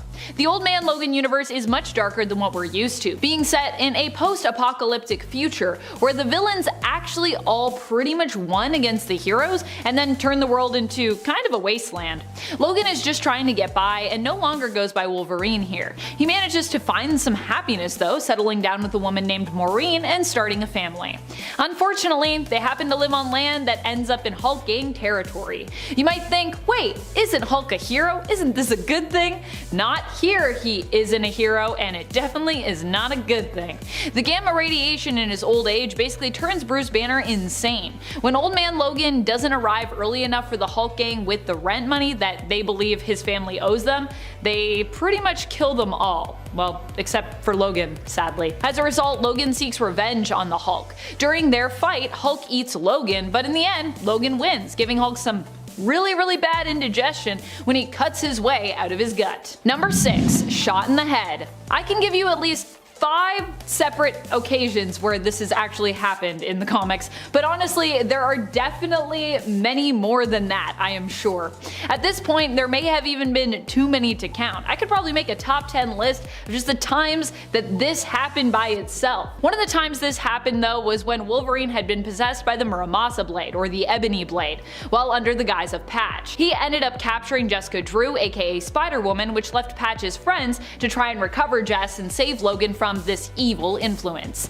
Lindsay McCabe, Jessica Drew's and Patch's good friend at the time, was the one who ended up forced to shoot Patch in the head, and she seemed pretty confused when Patch managed to mysteriously recover, because she could have sworn that, she shot him in the head. Of course, we'd later learn that Patch wasn't really fooling anyone, trying to pretend that he wasn't Wolverine because, all the X-Men were supposed to be dead at that point. So either Lindsay didn't know this yet, or was simply playing dumb to help Logan feel more confident in his disguise. To watch Lindsay wrestle with whether or not to shoot, you can check out the first arc of the 1988 Wolverine series, with Lindsay taking said kill shot in issue number 3. And I know I wrote 89, but it's actually 88. I always get that confused. 89 is the mini-series, even though that's volume 1, but it's 89, so 88, but that's volume 2. It's a little confusing, is it not? Number 5. Drowning. While this might not sound that crazy on paper in regards to everything else on this list, for Wolverine it is. It's been heavily suggested throughout history that water is not really where Wolverine is in his element. This has to do with the fact that Wolverine is actually quite heavy with all that added adamantium weight. I believe before he said it's over like 100 pounds of extra weight. He also can't really fully heal from fully drowning. Eventually, it's believed that it would kill him. And he's come pretty close to death by being stuck underwater for prolonged periods of time, which is pretty crazy considering drowning his own son, Daken, in a puddle was the way that he defeated him when the two were forced to fight one another. One time, Wolverine seemingly drowned during an underwater fight with Tiger Shark, when his claws got stuck in a coral reef. Fortunately, we learned in issue 20 of the 1988 Wolverine series that he managed to escape, and only suffered from briefly being deaf after escaping the coral and returning to land. Wolverine has also fallen into oceans and washed up on foreign shores a few times and lived to tell that tale, or those tales, although there are times when that experience seems to mess with his memories as opposed to his hearing. In fact, I'm trying to think of another time that he's drowned and his hearing has been messed up, but I mean, that definitely makes sense if you're deep underwater, because that would mess your hearing up. How come that never comes up again? Does it come up again? I don't know. Let me know if it does. Let me know what issue I need to read where that comes up again, because that would be cool. Number 4. Steamrolled. Instead of being rickrolled, he got steamrolled. During a team up with the Punisher gone wrong, Wolverine managed to survive a whole no-holds-barred fight with Frank Castle. Well, definitely no holds barred from Castle's side anyways. The Punisher shot Wolverine repeatedly with an Uzi, kneecapping him as well, and then for good measure, he also decided to just run him over with a steamroller, just to really make sure, Wolverine wouldn't be getting up anytime soon. The whole fight is brutal and really only starts because Punisher sees the opportunity to use Wolverine as a weapon, so he kinda pokes him in places where he knows he's gonna start to rage. Which, Wolverine loves when people do that. He loves when people annoy him so that he can go into a berserker rage and be used as a weapon. That's his favorite thing. The fight all went down during the days of the Marvel Knights in Punisher issue number 17 from his 2001 series, which of course was written by none other than Garth Ennis. Because, Come on, this whole fight. It definitely sounds like Ennis. Poor Wolverine. Number 3, forced adamantium removal. One of the craziest moments possibly in all of Marvel Comics has to be when Wolverine had his adamantium forcefully removed from his body by Magneto. His adamantium isn't just like a jacket for his skeleton, by the way. It's like literally fully bonded to Wolverine's skeleton and his body. And while Wolverine does have a healing factor, he still feels all the pain of his injuries. All the pain. The healing factor doesn't diminish any of that pain. So I cannot even imagine just how painful this whole experience would have been for Logan. The experience was actually so traumatic that it also seemed to turn Wolverine feral for a good amount of time in the comics, and he even seemed to lose his nose as a casualty. Well, either the loss of the adamantium was what made him feral and made him lose his nose, or the experience did, or some combination thereof. But either way, it was clearly very traumatic for him. Number 2, reduced to a skeleton. This all went down in Wolverine's tie-in issues for Civil War. In issue number 43 of the 2003 Wolverine series, Logan squares off with Nitro, the one responsible for killing almost all of the New Warriors as well as hundreds of civilians. Nitro's superpower makes him basically a living bomb, and it's this explosive power that he uses on Wolverine. The strength and heat of the explosion is so strong that it reduced Wolverine to just a skeleton, and yet within a few brief moments, I kid you not, Wolverine has almost completely regenerated and somehow healed, with flames still visible, licking at his back, and while he is still smoking from that explosion. That's bananas. Though of course this was the early 2000s, a time when Wolverine was pretty overpowered in the comics due to him being so crazy popular, so this was like peak healing factor times. All he needs is a few pages and he's like, I'm better. I'm like basically fully healed almost. Number 1, encased in liquid adamantium. Wolverine did actually die in the comics during the death of Wolverine's story. Sort of. But it ended up of course not being permanent, and eventually his corpse disappeared, and then once more Wolverine showed up again, back alive. However, this was a pretty good attempt at finally burying Wolverine from a writing standpoint. Or I guess less burying him, more turning his corpse into like kind of a morbid Wolverine monument. During the Death of Wolverine arc, we saw Wolverine's healing factor begin to dissipate and fail him as Wolverine learned that there seemed to be someone who wanted him dead. In truth, it was the head of the Weapon X program who sought Wolverine to try and duplicate his healing factor. He was trying to, you know, do more adamantium bonding. When he learns that Wolverine no longer has his healing factor, the two end up in a fight against one another. As the founder of Weapon X, Dr. Cornelius attempts to escape by activating the adamantium bonding process on 3 remaining test subjects. Wolverine puts a stop to the process by breaking open the containers. However, this results in him getting covered in molten liquid adamantium, which ultimately encases, hardens, and then suffocates Logan to death. But then of course, Wolverine is later resurrected, regains his healing factor, and ultimately he returns again. So that's how he's alive now. Yay. Number 10, Sentry. And the circle of people getting ripped in half continues. It's a vicious circle indeed, let me tell you. Sentry is often actually a perpetrator of this kind of gruesome and brutal death, but this time around he was on the receiving half of this murder method. This all went down during the King in Black event. When Null first arrived on Earth, Sentry was one of the first heroes to attempt to stand up against him and defeat him. Being the Sentry, he egotistically assumed he would easily be powerful enough to defeat Null. While Sentry tried to rip him in half, it was Null who managed to get a solid enough grip on Bob Reynolds to tear him asunder.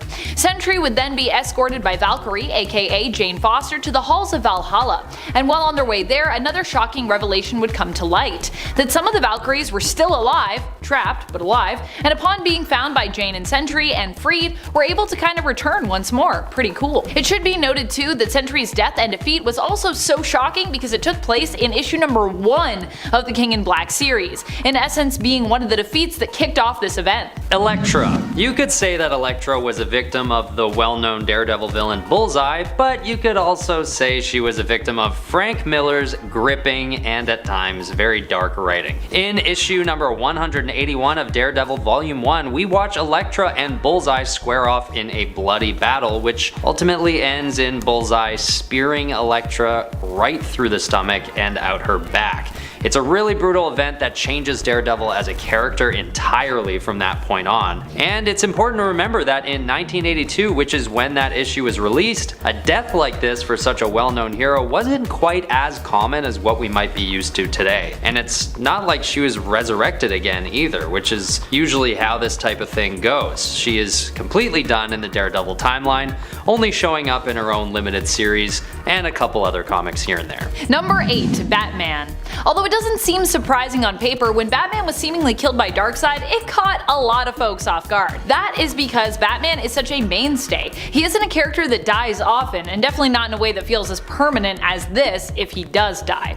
Although the idea of Batman being killed by Darkseid might not seem that surprising, because I mean Darkseid's pretty OP, Batman actually had a pretty decent plan for taking the villain out, and actually was successful using a Radion bullet. Batman successfully hit Darkseid in the chest, but not before his Omega beams could do their work. Although it seemed as though Batman was obliterated as a result of being hit by the Omega beams, it turned out that what had actually happened was a power called the Omega Sanction, which is also kind of what Darkseid's Omega beams are. And those had been used to transport Batman back through time, so he would return, but not before having weird time travel adventures. Coming in at number 7, we have The Dark Knight Returns. This is probably the most iconic Batman vs Superman fight, mostly because it takes place in one of the greatest comic books of all time. In this, we have Superman in a very weakened state from stopping a nuke from crashing into the United States, and Batman is in the most old geezer state we have seen him outside of Batman Beyond. Batman really pulls out all the stops in this fight. He has the classic robotic batsuit that was stolen for that garbage fire movie Batman vs Superman. He has help from his newest Robin sidekick. He blasts Superman with an entire city worth of electricity, and he has Green Arrow hit Superman with a special kryptonite dust that took millions of dollars to make. This leaves Superman human, with Batman busting his face before he fakes his own death. Now, if we go back and watch this fight, yes, Superman is holding back the whole time, so it's hard to say Batman destroys him, but this had to be part of Batman's plan. He knew Clark would pull his punches against an old man and an old friend, thus leaving him vulnerable to the kryptonite dust attack. And in the end, Batman wasn't looking to kill Superman, he just wanted to send a message, which he definitely did. Coming in at number 6, we have Armageddon 2001. Let's mess around with timelines a little. Armageddon 2001 is an alternate future where Supes has gone rogue and starts killing off heroes left, right, and center, along with destroying any military defense in the world that might fight against him. This means that the president has one guy to turn to, and it's good old Batman. Batman again uses a superpowered suit, but this time he has kryptonite on hand from the get-go and really beats down Superman until he's literally green from kryptonite poisoning. Coming in at number 5, we have Injustice, an alternate universe fighting game where DC Universe characters throw down in matchups that don't make any sense, but it's still cool as hell. Yeah, sign me up. Not only are these games made by NetherRealm Studios, the same people who make the fantastic Mortal Kombat games, but the games actually have some of the best story modes in a fighting game ever. The game takes place in an alternate universe where Superman has gone rogue after Lois Lane is killed by the Joker. This causes him to become a tyrant, which eventually leads to a clash between him and Batman, where Batman whoops his butt and then locks him away in a Red Sun prison. Coming in at number 4, we have the Tower of Babel. Once again, breaking into the world of Batman, playing out how he would beat down every member of the League. In this wonderful comic, these contingency plans for taking out separate members of the League get into the wrong hands, and the plan to take out Superman is a secret new kryptonite that Batman has created. The crazy thing is about this new kryptonite, it doesn't make Superman weaker, it actually makes him stronger. This new kryptonite that Batman has cooked up makes Superman's skin translucent. This makes his ability to absorb solar energy increase to the point where Superman can no longer control his powers and becomes a threat to everyone around him. Eventually, this leads to Superman going into hiding. Now, this isn't a straight up fight, but Batman's plan worked flawlessly and he for sure destroyed Superman.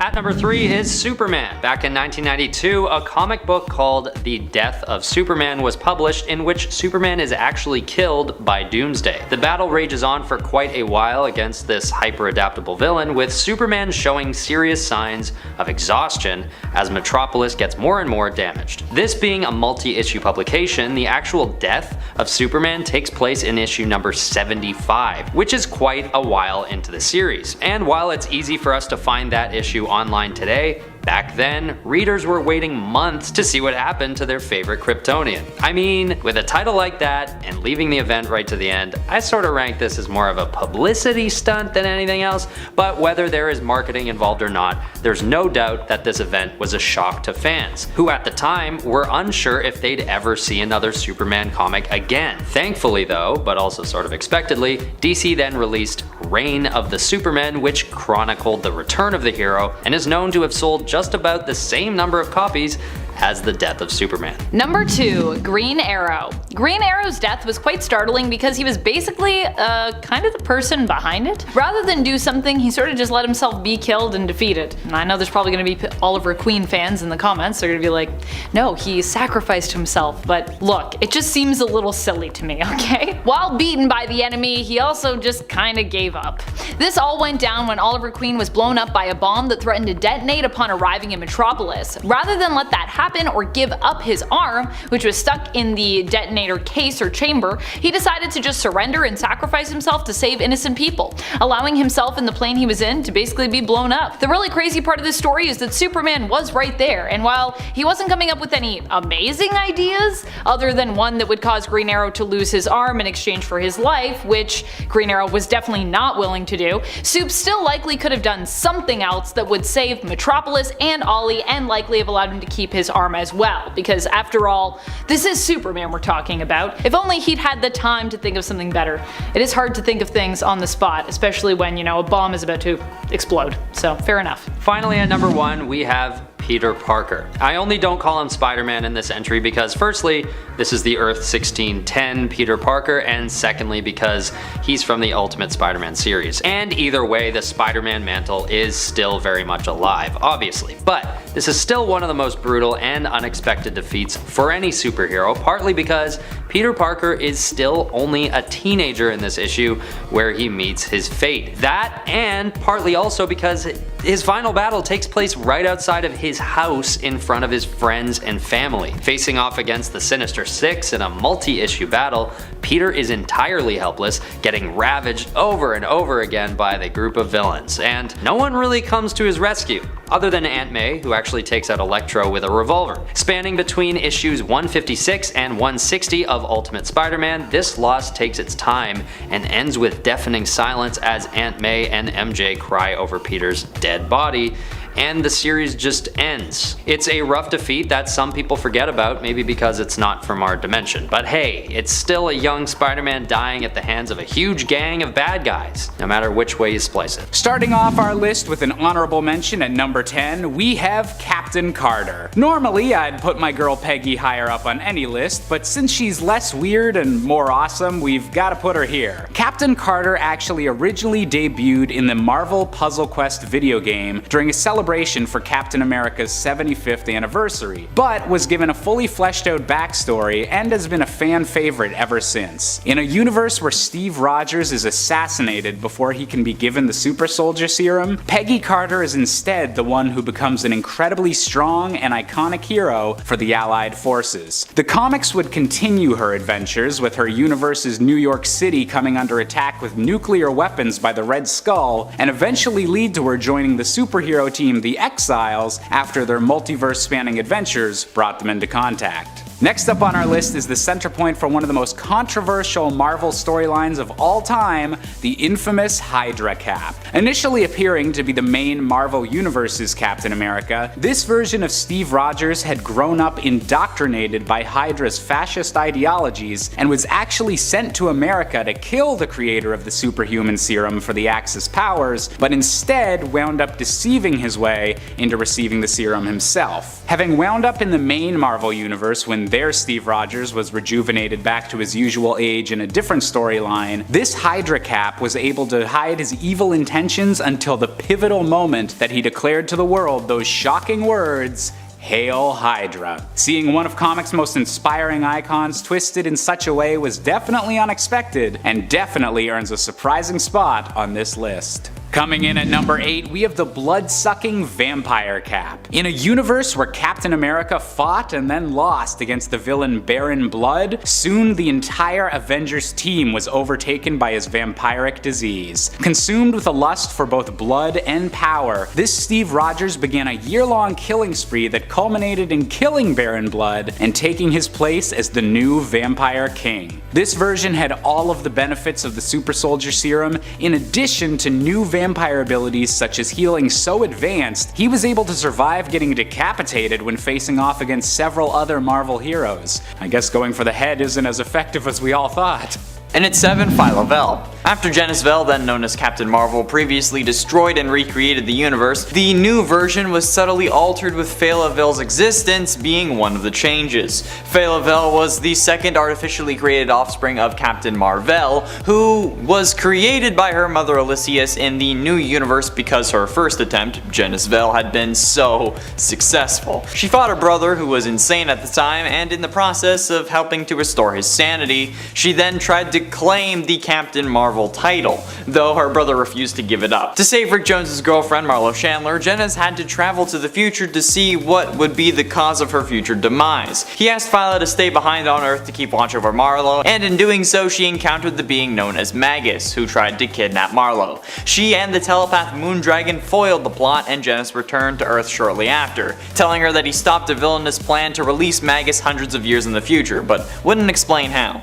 But like, bro, I just fought him, couldn't you have done that a little sooner? And at 6, AI Avengers. This android-based Captain Marvel was one of the many robotic versions of the Avengers created by Ras Maltra, which were in turn inspired by Egghead and his AI Avengers. They were dispatched to fight off the Hulk and the forces of Hydra at the Mount, but were ultimately destroyed. But I mean, like, come on. An AI version of Captain Marvel is pretty weird, but honestly, based on what I talk about on Top 10 Gaming, it's par for the course for me. Halfway through into number 5, Genis-Vell. After a falling out with Captain America, Rick Jones found himself mentally drawn to a pair of extraterrestrial golden bracelets, the Negabands. Donning the bands, Rick slammed his wrists together with all of his might, and his atoms traded places with those of the exiled Kree Captain Mar-Vell. Joined together, Rick and Captain Marvel lived a shared existence. During the epic Kree-Skrull War, Rick and Captain Marvel became pawns of the Kree Supreme Intelligence, who unleashed the untapped psionic potential of Rick's mind, the Destiny Force, to put an end to the war. Sometime later though, as a result of the exposure to deadly nerve gas, Captain Mar-Vell perished from incurable systemic cancer. As Rick slowly began to move on with his life, eventually getting married, Mar-Vell's love, Elysius, felt more alone than ever. Using Titanian science, Elysius sampled some of Mar-Vell's genetic structure to conceive a child, Genis.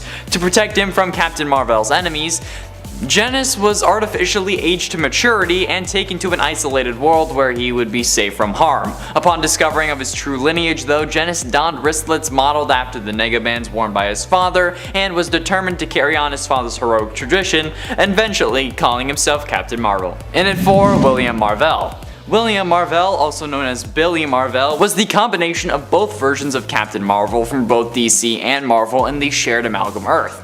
This version of the character shares the powers of both Captain Marvel and Shazam from the DC universe, since originally Shazam was named Captain Marvel.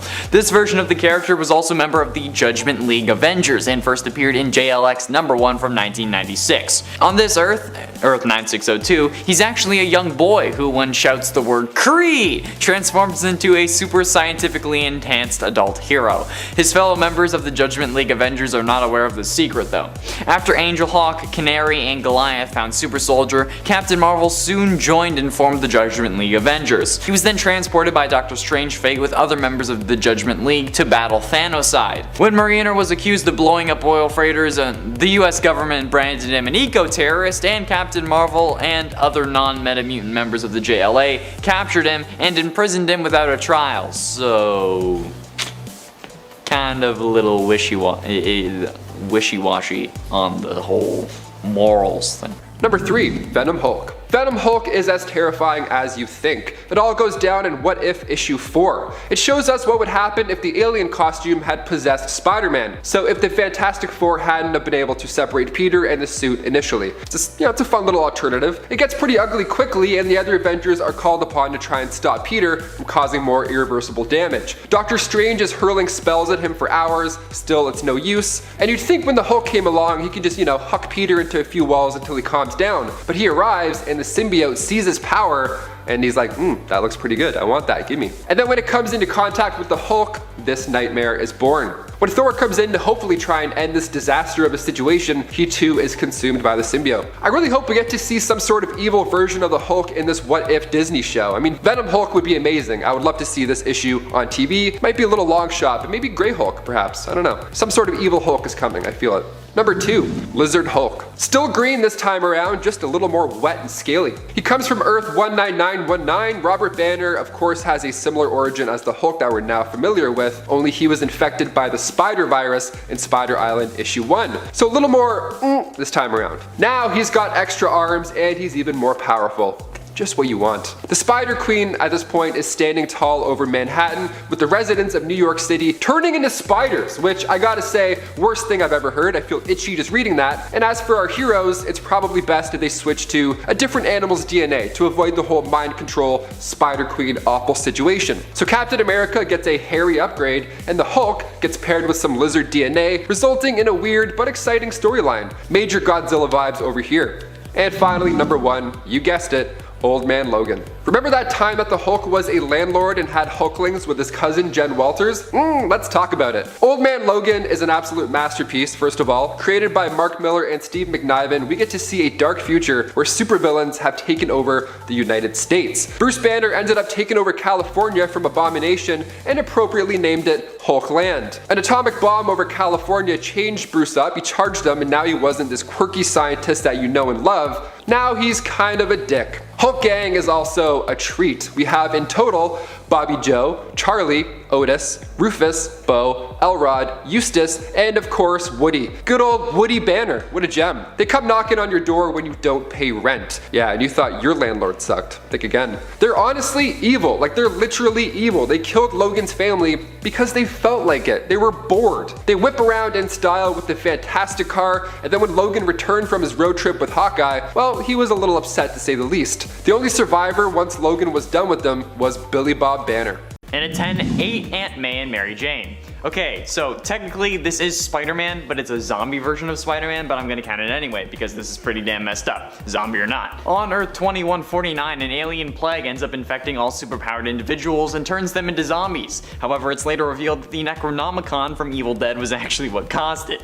But after learning that the plague was actually like a bad thing, Peter ran home to get Aunt May and MJ the hell out of Dodge. But when he gets there, we get a good old case of protagonist syndrome and boom! Zombie Spider. He ends up becoming a zombie and eats the 2 most important people in his life. He also had a fractured jaw before becoming a zombie, so I'm sure you can imagine that this isn't a pretty sight, even by zombie standards. It may not be RP, but it was a version of Spider-Man, so it's fine. And at 9, Anna Marconi. Speaking of a version of Spider-Man, let's discuss the Superior Spider-Man and his fascination with Anna Marconi. Superior Spider-Man is actually Otto Octavius, who prior to the Superior Spider-Man storyline had brain swapped with Peter, yet a piece of Peter still remained in his own body, which convinced Otto to end up becoming a hero, albeit a darker one. Doc Ock was up to some really shady stuff while pretending to be Peter, cause since Peter is young, handsome, in shape, and has actual women in his life, Otto tried his luck at getting MJ to sleep with him, but failed miserably. So, things weren't going that well. But then there's Anna Marconi, whom this Otto-Peter hybrid started dating.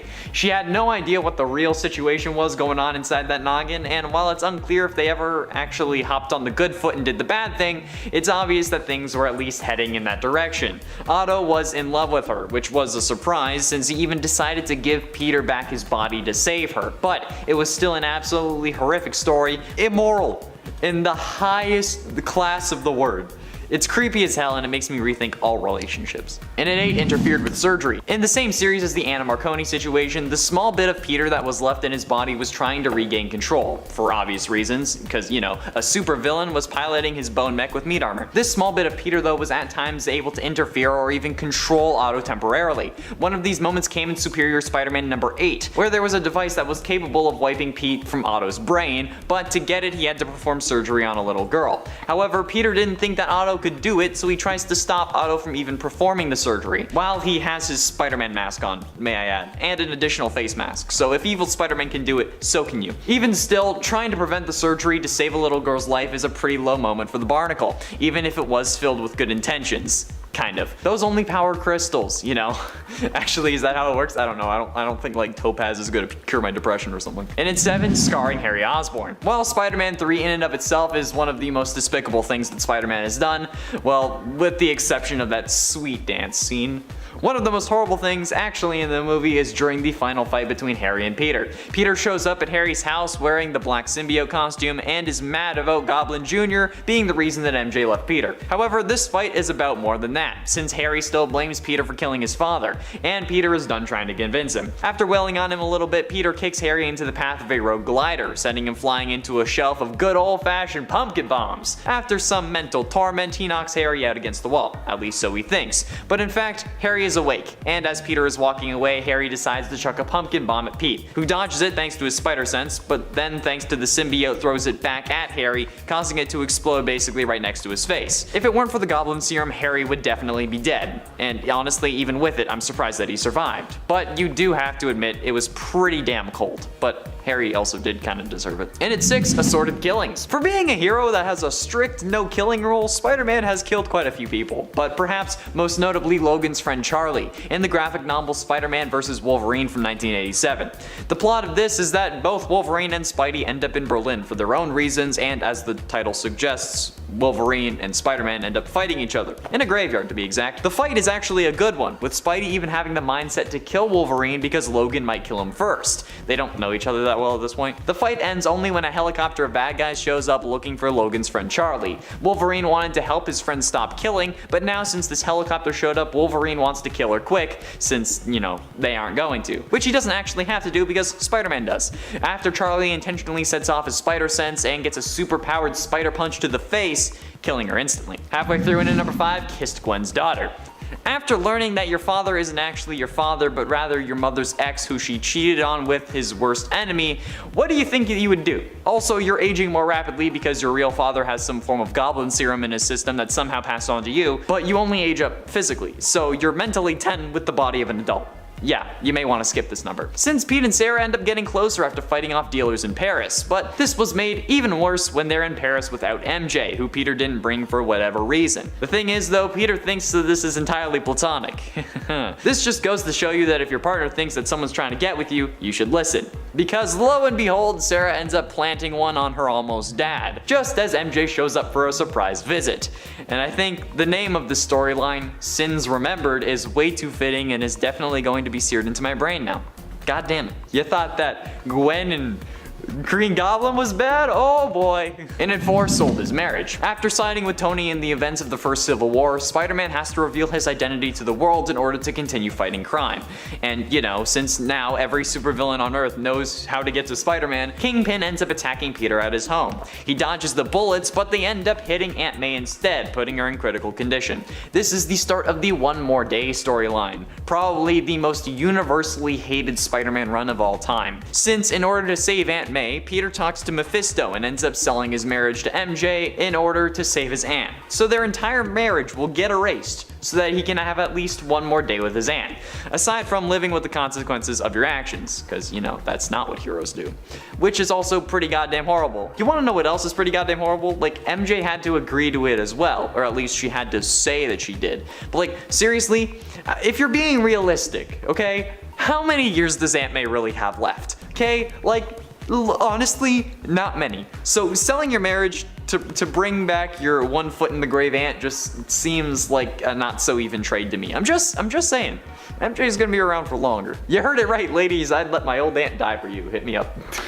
Getting close to the end into number 3, One Moment in Time. The One Moment in Time story comes after the One More Day story, and this seems to be the storyline that No Way Home is taking inspiration from. However, after saving Aunt May, Wilson Fisk ends up sending a hitman after MJ's Aunt Anna Watson, but the hitman, revealed to be Eddie Brock, ends up attacking Mary Jane. Peter takes the wounded MJ to Doctor Strange, who heals her, but Peter also insists that Doctor Strange performs a spell that causes everyone to forget that he's Spider-Man, because again, not living with the consequences of his actions. Strange contacts Iron Man and Mr. Fantastic for advice, and they end up agreeing with him eventually. They do, however, decide that nobody should remember who Peter is aside from Peter. Not Doctor Strange, not Tony, not Mr. Fantastic, not MJ. But Peter, being Peter, jumps out of his protective bubble and grabs MJ and pulls her in before the spell's complete. They wake up in a motel and Peter explains what happened. Mary Jane asks why he couldn't just let her forget, and then she explains that she can't be with him because it's only a matter of time before somebody rips off his mask again and they go after her family, and that's a danger that she can't let happen. Back in the present though, Mary Jane also explains that he has to move on and find somebody who can be with him.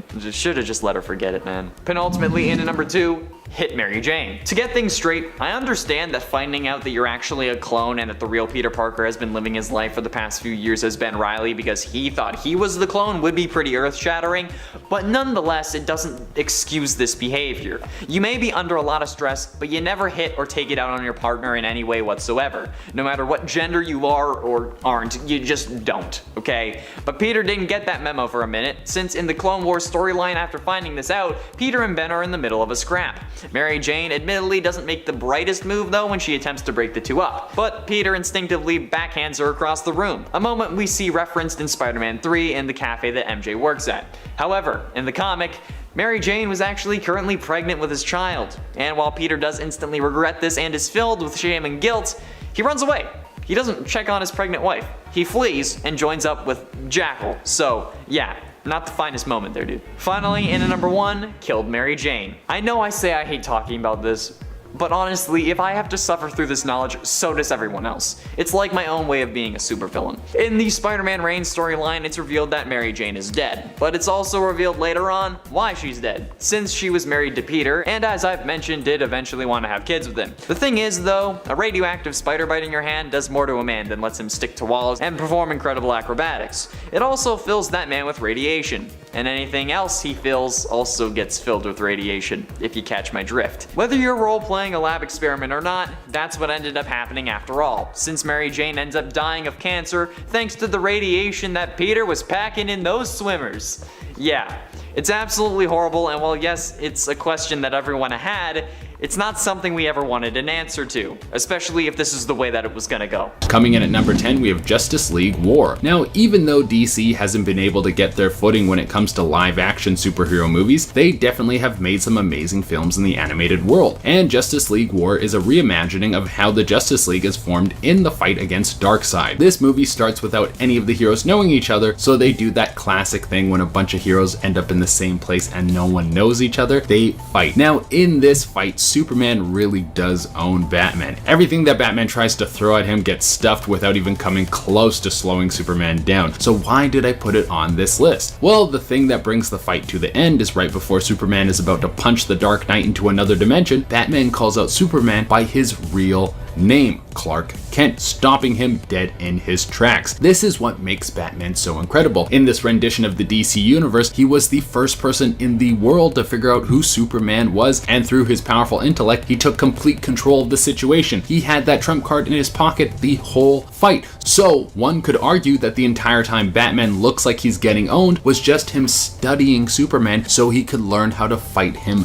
better. He could have called this out at any point. Also, there's a reason why I put this one at number 10. It's because he kind of does get beat up. Coming in at number 9 is Batman vs. Superman. Even though this movie was a massive stinky egg, it still had a Batman vs. Superman fight that ended with Clark Kent begging for his life and asking Batman to save his mom in the infamous Martha scene. I'm looking past how much this movie missed the mark to highlight the fact that Superman came into this fight very unprepared, and Batman was the complete opposite. He had the kryptonite dust to turn Superman into basically a regular person, and he laid into him with some iron plated right hooks. This all capped off with a kryptonite spear that left a nice slice wound in Superman's face. Imagine how this movie would have ended if their moms had different names. Coming in at number 8, we have New 52 Batman number 36. One of my favorite things in the DC universe is when Batman is forced to take on a group of heroes, especially when it's the Justice League. It's always interesting to see how the writers will create new ways for Batman to earn his keep amongst the gods. In this issue, members of the League have been turned into crazed Joker versions of themselves, and one by one they go toe-to-toe with Batman, each one of them unable to beat the Bat. Batman is able to pull this off through a giant mech suit that he's created just for this special occasion that has a specific tactic to beat each one of these heroes. Now, when Superman shows up, the mech suit reveals that it has microscopic red suns in the fists that will drain Soup's powers while he gets his head caved in. But the Man of Steel blasts past these fists, he pulls Bats from the mech and starts flying him into space. Right when it seems like there's no hope for our caped crusader, he spits a wad of kryptonite gum into Superman's face, giving Bats the last minute victory. This one wasn't a destruction of Superman, but he had to fight the main members of the League beforehand, so I'm gonna give him this one. And the gum was such a cool Batman trick. Kitty Pryde has something of an advantage on Deadpool in that his attacks tend to require a target that's, tangible. If he can't actually hit her, he'll have a hard time beating her. On the other hand, her ability to change her tangibility would allow her to mess with Deadpool, similar to how she fought Wolverine in What If Astonishing X-Men. While she wouldn't really be able to kill him, it wouldn't be much trouble to incapacitate him. Unless he teleported away, in which case, yay, he ran away and she beat him. Plus, more recently, she phased through galaxies and transcended the multiverse, so she could probably figure out a way to beat some annoying guy in a suit. Number 6, Moonstone Ms. Marvel. This one may be a bit controversial because technically it was a supervillain acting as a superhero, but she actually tried to be heroic for a time, so I say it counts. Plus, it's a funny story. After Deadpool stole a bunch of telepathic babies from her, she chased him down. Luckily, Deadpool had his guns with him. Unluckily, he forgot she was bulletproof. And the rest of the fight didn't go so well. He latched onto her, but she realized she could just fly up and drop him, and she did, and Deadpool can't fly. He's really great at falling though, but yeah, when your abilities nullify a huge part of Deadpool's arsenal, read his guns, you have a pretty good chance of beating the guy. Number 5, Krypto the Superdog. I know it's kind of weird to include Krypto but not Superman, but hear me out. First of all, in all honesty, there's a good chance that Superman is just too fast and would beat Wade so easily it isn't even worth talking about. But also, Deadpool could have kryptonite weapons in his satchel, which could stop Superman from beating him. However, one thing that Krypto has that Superman doesn't is the cuteness of being a dog. Particularly after his time with Dogpool, I suspect Deadpool would be much less okay with fighting a dog than fighting Superman, and I think this reluctance could stop him from hurting Krypto, or at least make him pause long enough to let the dog have his way with him.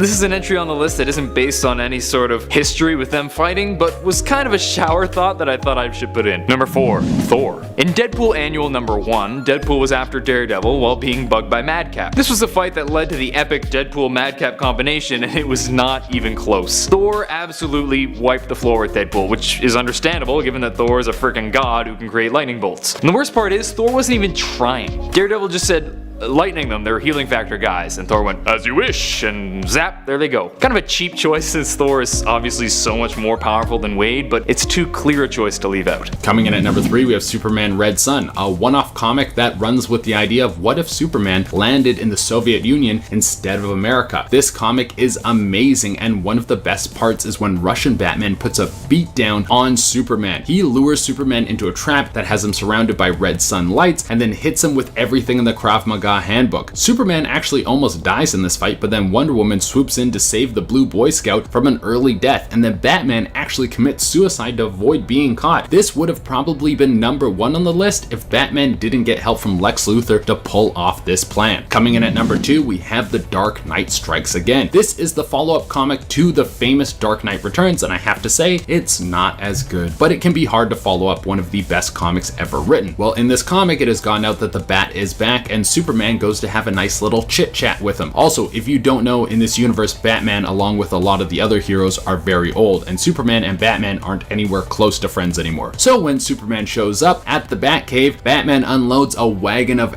whooping on him. He has a series of devices set up in the cave that are just there to take down Superman. Flash and Green Arrow are both there to give Batman a helping hand at putting Superman down, and this is all topped off with one of the coolest Superman beating tools ever, Kryptonite Gauntlets. This entire fight leaves Superman a bloody mess. And coming in at the number 1 spot is Injustice 2. 2. So basically the same stuff is going on as Injustice 1, but this time we have even more heroes and villains, and Brainiac gets involved. Now I will say that there are 2 endings to this game. One of them has Superman win and merge with Brainiac to become one of the most powerful beings in the universe, and he makes Batman his slave. But I put this as number 1 because if you make the choice to have Batman win, then Superman is depowered and Batman leaves him locked away in the Phantom Zone with no powers. Pretty much the biggest way you can destroy Superman. Coming in at number 10, we have the time Peter grew and then lost 4 additional arms, literally making him an 8-limbed freak. This event took place during a period of time in which being Spider-Man had brought Peter nothing but pain, with Gwen Stacy's father having recently passed away, and Gwen believing Spider-Man to be responsible. Thus, Peter decided to get rid of his double life by developing a serum to remove his spider abilities.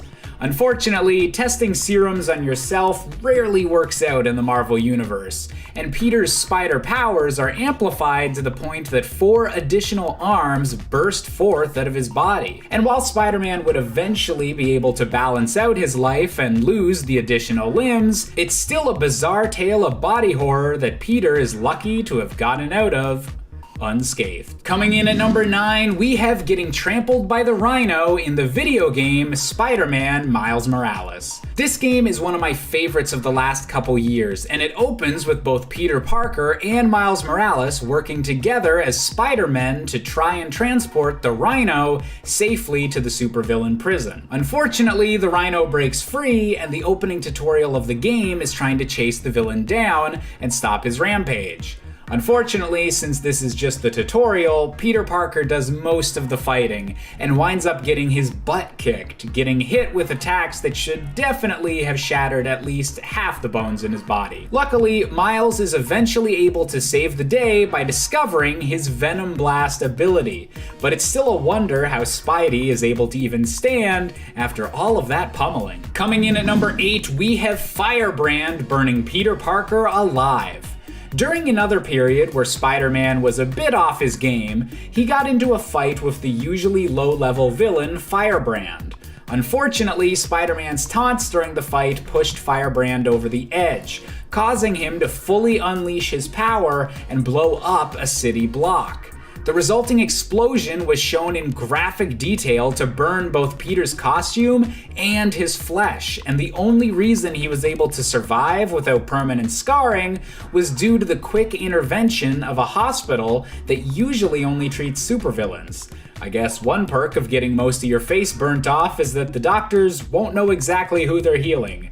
Nicely handled, Spider-Man. Coming in at number 7, we have the time Spider-Man had to take on the entire Sinister Six at once in the PlayStation 4 Spider-Man video game. After a breakout at the supervillain prison, The Raft, Peter is faced with his worst nightmare when he's surrounded by the combined team of the Rhino, the Vulture, Scorpion, Electro, and Mr. Negative, who are more than enough to weaken Spider-Man before the arrival of the leader of the Sinister Six, Dr. Octopus, who up until this point had been a friend and mentor to this universe's Peter Parker. The betrayal cuts Peter deep, and his wounded body is thrown into New York Harbor, only barely surviving by holding on to a floating oil drum. This beatdown was so bad, Peter eventually needed a specialized costume to be strong enough to go up against Doc Ock once more. Coming in at number 6, we have the time that Spider-Man was tortured by the dark ancient sorcerer Kulan Gath. During a comic event that saw the entire city of Manhattan transformed into an alternate medieval fantasy version, Spider-Man was one of the few heroes who remembered the world as it truly was. As punishment for rebelling against Kulan Gath's rule, this version of Spider-Man was tortured and put on display for all of Kulan Gath's enemies to see. And while Spider-Man would eventually be restored once Kulan Gath was defeated and reality reverted back to normal, it's still incredibly disturbing to see one of Marvel's greatest heroes being put in such a violent situation. Coming in at number 5, we have the time Peter Parker became a literal spider monster. We've already covered a storyline on this list where Peter grew some extra limbs, but during an event in which the concept of the spider totems was first introduced into the Marvel mythology, Peter Parker found himself transformed into a gigantic spider-human hybrid, with horrifying mandibles and a hunger for human flesh. Eventually, this creature would appear to die and then be reborn as a fresh Peter Parker, now possessing organic web shooters. While this may have just been a really convoluted storyline to make Spidey's web status the same as the Tobey Maguire movies, it's still a body horror storyline that makes my skin crawl. Coming in at number 4, we have the time that Spider-Man lifted an entire building and lived to tell the tale. In one of the most iconic, defining moments for the entire character, Spider-Man found himself trapped under the rubble of a collapsed building, with water rapidly filling the area as well. In order to save the life of his Aunt May, Peter had to lift the weight of the entire building off of his back. This is the pivotal moment where Spider-Man showed just how strong he could be when the situation called for it, and just how far he was willing to push his body to save the lives of the people he loves. Something that would go on to become a defining feature of the character. But seriously, Peter, you should probably get someone to spot you the next time you lift something that heavy. Coming in at number 3, we have the time that Deadpool accidentally killed and then resurrected Spider-Man twice.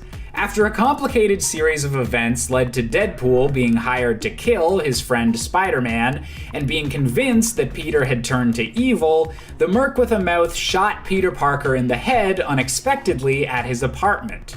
This would be a pretty anticlimactic end to the Spectacular Spider-Man, however, and Deadpool eventually convinced his demon girlfriend of the time to resurrect his buddy, because comic books are weird like that. In a comedic twist, Deadpool would shoot Peter again after briefly thinking that he had once more turned to evil, but eventually everyone wound up alive and safe, even if this would continue to be one of the weirdest situations in Spider-Man's very weird history. Coming in at number 2, we have the so-called death of the Ultimate Spider-Man. In the comic book event that would lead to the debut of Miles Morales, the Peter Parker of the Ultimate Marvel Universe had to die before a new Spider-Man could rise. In a final battle against his nemesis, the Green Goblin, the teenage Peter Parker protected his family against Norman Osborn's relentless and crazed attacks, even after he'd already been mortally wounded by an assassin's bullet. While at the time this seemed like a tragic and dramatic end to the Ultimate Peter Parker, it would eventually be revealed that he actually survived this intense battle, as the Oz formula that gave him his spider abilities also functionally made this Peter Parker immortal. Maybe it's just a weird comic book retcon, but the fact that Peter survived so many injuries is truly mind-blowing, and I can't wait to see where the Ultimate Universe takes us next. And finally, coming in at our top spot, we have Spider-Man's head-crushing defeat in the original Infinity Gauntlet event. In the Marvel Cinematic Universe, we may have all gotten our hearts broken by that classic, "I don't want to go, Mr. Stark," but the battle for the Infinity Gauntlet in the comics may have been even more brutal to Peter Parker than we'd ever want to see on the big screen. In the comics, Peter is able to briefly get the upper hand on Thanos with some web attacks to the face, but is then viciously beaten by Thanos' lady companion, Terraxia, who is shown to kill the wall crawler by attacking him with a rock. Pretty brutal for a Cosmic Marvel event. And while by the end of Infinity Gauntlet all of the killed heroes would be restored, this might just be one of the most bone-crushing losses ever suffered by Spider-Man. Number 10, drowning. We talked about Wolverine's battle with Tiger Shark on part 1 of this list, but later on in that same series, there's also a time when Wolverine/Patch seems to have been adrift in the ocean for quite some time and washes up later on shore alive. This almost implies that if you take Wolverine out of the water, he could potentially recover from drowning. So you could really only kill him by drowning if you kept him under there. Either that or he managed to stay afloat long enough to keep his brain alive before passing out, getting tossed around some more, and then washing up on shore later. So perhaps he's only been passed out for a few minutes. It seems as though he has suffered some brain damage, at least from this underwater journey, as Logan also suffers from amnesia when he first wakes up. It takes a bullet to the head to loosen his memories and make him remember why he came there in the first place. Unfortunately, by then, it's a little too late. His plan was to warn the people of the village he arrived at, but by then, they were already under attack. To read this whole story and the account of his drowning and washing up ashore, you need to check out the Lazarus Project story arc from the 1988 series. Near the end of issue 27 is where he dives into the water, and then we see him wash up without his memory in issue 28. Number 9, stabbed too fast. Technically, this killed Wolverine, but in the same issue in which he died, he was right back up and at him again, so I think we can still count it as a survival moment, because he recovers. He did come back from it, and ultimately he did survive. Also, this death is pretty ridiculous, which is also why I feel like it needs to be mentioned. In issue number 20 of the 2003 Wolverine series, during the Enemy of the State story arc, in the same issue in which he was introduced, Gorgon kills Wolverine by stabbing him real fast. He stabs so fast, Wolverine's healing factor can't even keep up. Okay.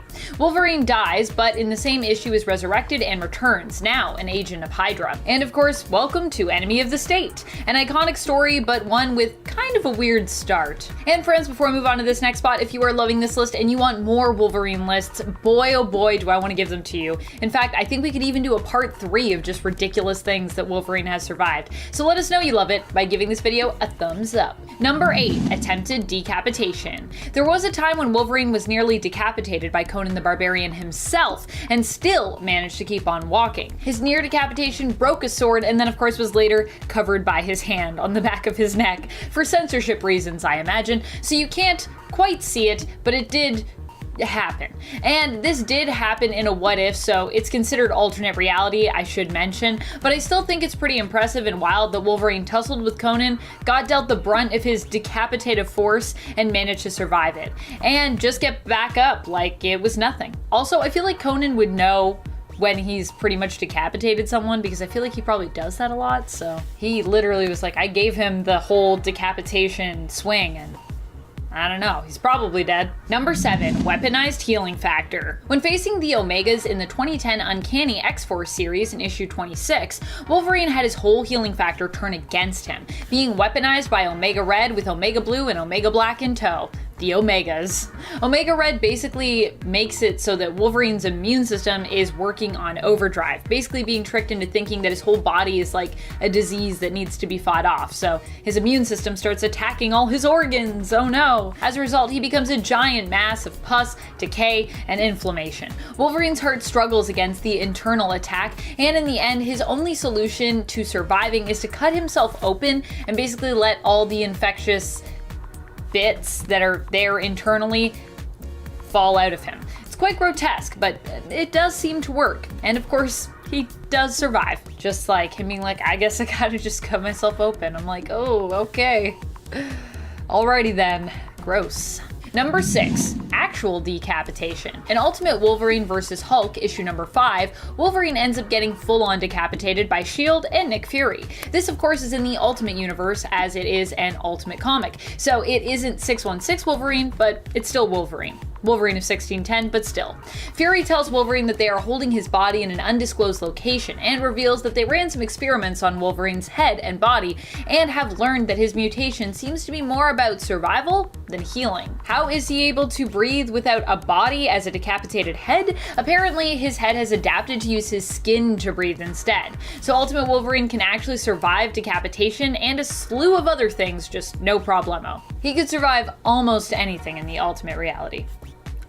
Almost. anything. Still dies in that reality, so you know. Number 5, escape velocity. We've seen Wolverine able to navigate the vacuum and coldness of space without proper equipment and survive pretty reasonably. But how about a hit so hard that it got him up to escape velocity, blasting him into orbit? Well, surprisingly, that wasn't much of a problem for Wolverine either. We see that happen in issue 108 of the first X-Men volume. Here he runs into a little fella named Jaff. But like Wolverine, just because he might be smaller in stature does not mean he is a pushover. Jaff punches Wolverine so hard he launches him up into space, but thanks to his healing factor, he manages to still survive that hard hit. And survive space. I mean, I think it's pretty cool that Wolverine can just survive space. That's nuts. Number 4, fall back from space. I like space, so I'm gonna talk about space some more. In Return of Wolverine issue number 5, Logan goes up against Persephone. Not wanting to be her puppet and not interested in the seeming fresh start she's offering him after bringing him back from the dead, he decides to escape their conversation and finds out what her master plan is. When he learns it has to do with basically mind controlling potentially the whole planet, he decides to intervene. The last satellite to be removed that could allow Persephone to take control of up to a few million people at the time happens to be the station he is on. So he decides the best course of action is to also disable that, bringing it crashing down to Earth. Logan himself had just survived being hit with a poisonous gas and jumping out into the vacuum of space. And even after that, he still manages to survive re-entry on a crashing station that would get impossibly hot, like really hot in there. The station lands in the ocean with Logan literally on fire as he slams into it. As a charred and burnt crisp, he emerges from the water and is fortunately brought to shore by some very shocked but obviously helpful fishermen. Hopefully they did have beer for you, Wolverine. Number 3, launched into the sun. During the dawn of X period of the current modern X-Men books, back in issue number 4 of House of X, Wolverine suffered what would appear to be a very permanent death in the fight against Orchis. A team was assembled to take out the mother mold that Orchis was building up in space, a massive mother mold, before it could be completed and come online. Wolverine was the one to deal that final blow to it. Nightcrawler teleported him to outside the station where the mother mold was docked, sacrificing his own life in the process. It was then up to Logan, who slashed through the dock, freeing the mother mold from the station so that he could launch it into the sun, and of course him with it. In current X times though, we have resurrection protocols on our side. Yay, resurrection protocols, which allow fallen mutants to be returned to Krakoa. So while Wolverine did die from this, he was soon returned via resurrection protocols back to life. And for those who are wondering, the returning of his adamantium bonded skeleton each time is actually all thanks to Proteus, which fortunately means it's probably a lot less painful than other adamantium bonding processes that Logan has had to suffer through, because Proteus can just be like, I warp reality, now you have adamantium. Of course, he can only do that because that's how Wolverine was before, so he can't just like make adamantium, just to be clear. It's not an adamantium making machine, okay guys? Number 2, adamantium bonding process. On part 1 of this list, we talked about when Wolverine has had the adamantium ripped from his body, and namely his skeleton. But how about just getting the adamantium in the first place? The adamantium bonding process is notoriously dangerous, and there are many test subjects who have come before and after Logan who simply did not survive it. Now, consider that Wolverine hasn't just had the adamantium bonded to his skeleton one time, but actually has had it bonded to him multiple times in his life. Considering how painful and deadly this process is, it's pretty amazing that Wolverine was able to survive this, even with his healing factor, and that he has been through it more than once in his lifetime. He's also gone through the adamantium bonding process before without even emerging with it bonded to him, rejecting said adamantium. That's multiple big ouches, bub. I can't imagine going through it and then just not even having adamantium at the end of that. That would suck. Number 1, burned up by the sun. Yep, the sun death has happened more than once, but the sun is pretty ultimate, so I felt like I had to talk about it again. I mean, it is a very permanent way to kill Wolverine when you think about it. In New X-Men issue 148, Wolverine has a moment where he's finally ready to say goodbye to everything. He prepares to throw himself into the sun with Jean Grey's body in tow. This is after Jean and Wolverine cannot find a way out of the trap that they've fallen into and are basically about to be launched into the sun. They do their best to find a way out of this predicament, but unfortunately, they can't seem to escape, and it's just getting hotter and hotter in there. When they both seem resigned to their fate, Logan Logan decides to try and make the experience less painful for Jean by running her through with his claws, because that's what Wolverine does. Then, holding her body, he greets the Sun as they arrive at their final destination. However, in issue 150 of New X-Men, it's revealed that Wolverine and Jean actually survived this, because the Phoenix consciousness was awoken by Jean's death. She actually needed to die in order to tap into the Phoenix Force and resurrect, rising from the ashes quite literally. She was able to res Logan again and create and pilot a ship construct in order to bring them back to Earth. So he even survived walking into the sun. That's bananas. Gotta love all those reses just saving your butt. And at 10, New Earth. Now, I'd like to say that technically New Earth is no longer the main continuity, since Prime Earth currently is, so I'm allowing New Earth Oliver to be on this list, okay? My list, my rules. New Earth Oliver is pretty badass, since in the 0 Hour storyline, after being thrust into another timeline where he stares at his own dead body, he gets pulled back and recruited by Batman to help in the fight against his once good friend Hal Jordan, who had recently gone mad thanks to Coast City being destroyed and then being possessed by Parallax. Oliver didn't want to believe it, but after seeing what Hal had become, he knew what he had to do. In the final battle, Oliver straight up shot Parallax in the chest, ending the battle and saving the universe. But Oliver was pretty messed up after this, understandably, because you know, he just killed his best friend. So Ollie returned to where he committed his first murder, because you know, that's great for your mental health, and swore off being a superhero, but obviously this wouldn't stick. Still pretty sick though. And at 9, Archer. Appearing in the animated movie Justice League Crisis on Two Earths, this version of Oliver Queen is the evil version who's a member of the crime syndicate. While he doesn't have much else going for him, being a match for the main Earth Oliver, he does have the moral advantage. You see, when you don't have a moral code, you can basically do anything, and that's what Archer experiences in this movie, even attempting to assassinate President Slade Wilson's daughter during a public speech. Yeah, it's pretty messed up. Dressing in red so he can hide all the blood, this guy is willing to kill whoever he has to in order to survive, gain more power, or even just have a bit of fun. And that puts him at an advantage over good Oliver, because he could easily put someone's life in danger as a distraction, and it would work. If you're enjoying this list and want to see more like it, why don't you hit those shiny like and subscribe buttons? It really helps us out and can make a huge difference. Okay, let's keep going. In at 8, Injustice. While the Dictator Superman universe version of Green Arrow dies brutally after accidentally shooting John Kent, the Earth 1 version of Green Arrow ends up being summoned by the Evilverse Batman to take down the crazy Superman. But in this reality, there is a pill that the Joker calls the Happy Pill, at least in the game, that increases their resistance to attacks, luckily making it slightly harder for Superman to kill this version of Oliver Queen. This pill does make him more powerful than his original and Archer counterparts, so that's why he's on this list, especially because everyone on Evil Man Earth is like, oh damn, Oliver Queen is back? How did that happen? I mean, like, it's pretty normal for Oliver, I guess. He's basically at this point one of DC's Jesuses, but still, I'm sure that made at least some people question Superman's true power, but it probably didn't last for long, because if it did, they would get their heads blown off or like heat vision through their skull. Do you think Superman plays golf with human heads? I'd like to think so. 4.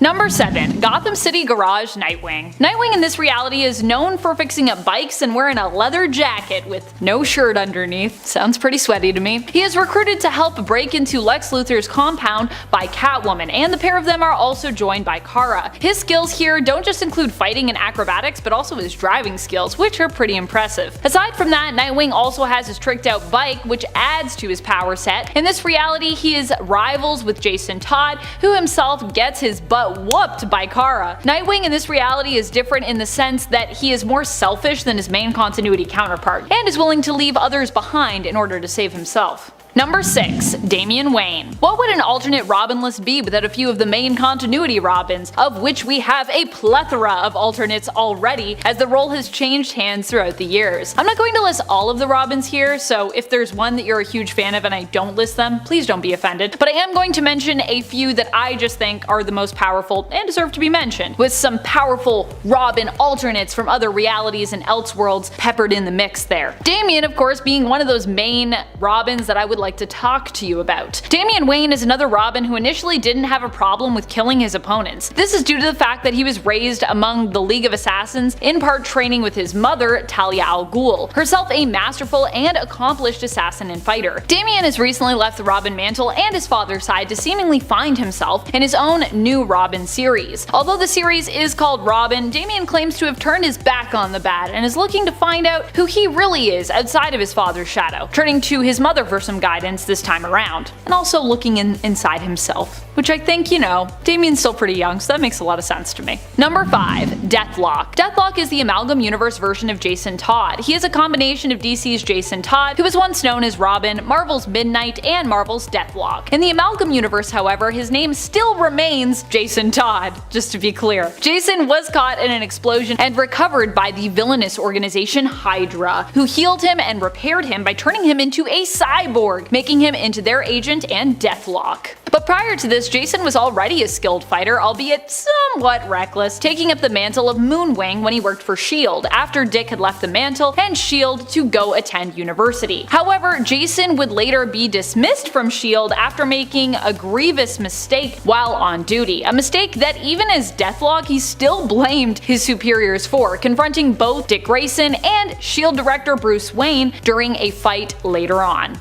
Number 4. Jason Todd. When it comes to Jason Todd, he is powerful because he doesn't often hold back and he doesn't really give up. While he may have trauma that sometimes can leave him vulnerable, his redefinition of the Bat Family moral code means that he's a touch more ruthless than your standard Robin. Okay, maybe a lot more ruthless. At least more ruthless after he left the mantle of Robin and became Red Hood. However, even during his time as Robin, Jason was a determined young man who, even when beaten, would never back down or give up in a fight. Currently, however, Jason is also a masterful sword fighter and weapons expert who is not afraid to kill those who get in his way, which is kind of what gives him an edge, I think, in comparison to some of the other Robins. Getting close to the end, and at number 3, Blackest Night. The Black Lantern Corps is a group of various dead superheroes and villains alike who are raised by Nekron and each given a Black Lantern ring. This ring grants them power over death, and these rings are powered by the Anti-Monitor, as he is present within the Black Lantern power battery. Those raised by the Black Lantern ring are in essence resurrected to where they were before, but with their minds warped to serve Nekron's purpose. Those with the ring have various powers, including a healing factor, aura recognition, which allows them to see powerful emotions, energy spectrum assimilation, which lets them extract the hearts of individuals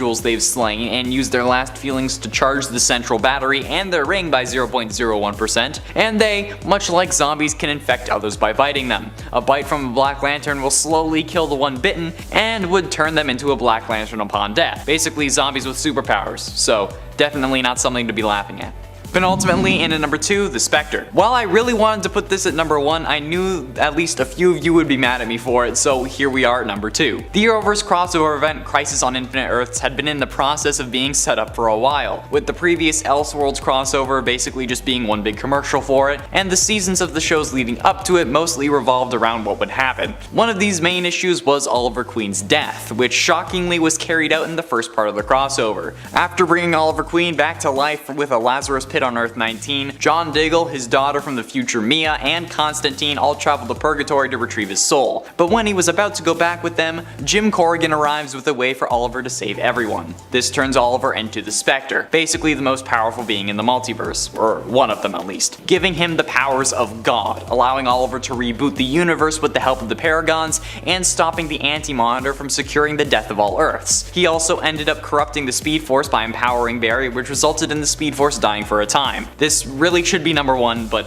whatever. Finally, in at number 1, Brightest Day. After Hal Jordan absorbed the entity of life, he spread its power over multiple superheroes, some of who were Black Lanterns at the time. This included the Green Arrow, which fully resurrected him. And a white power ring is certainly the most powerful ring of them all. One ring to rule them all.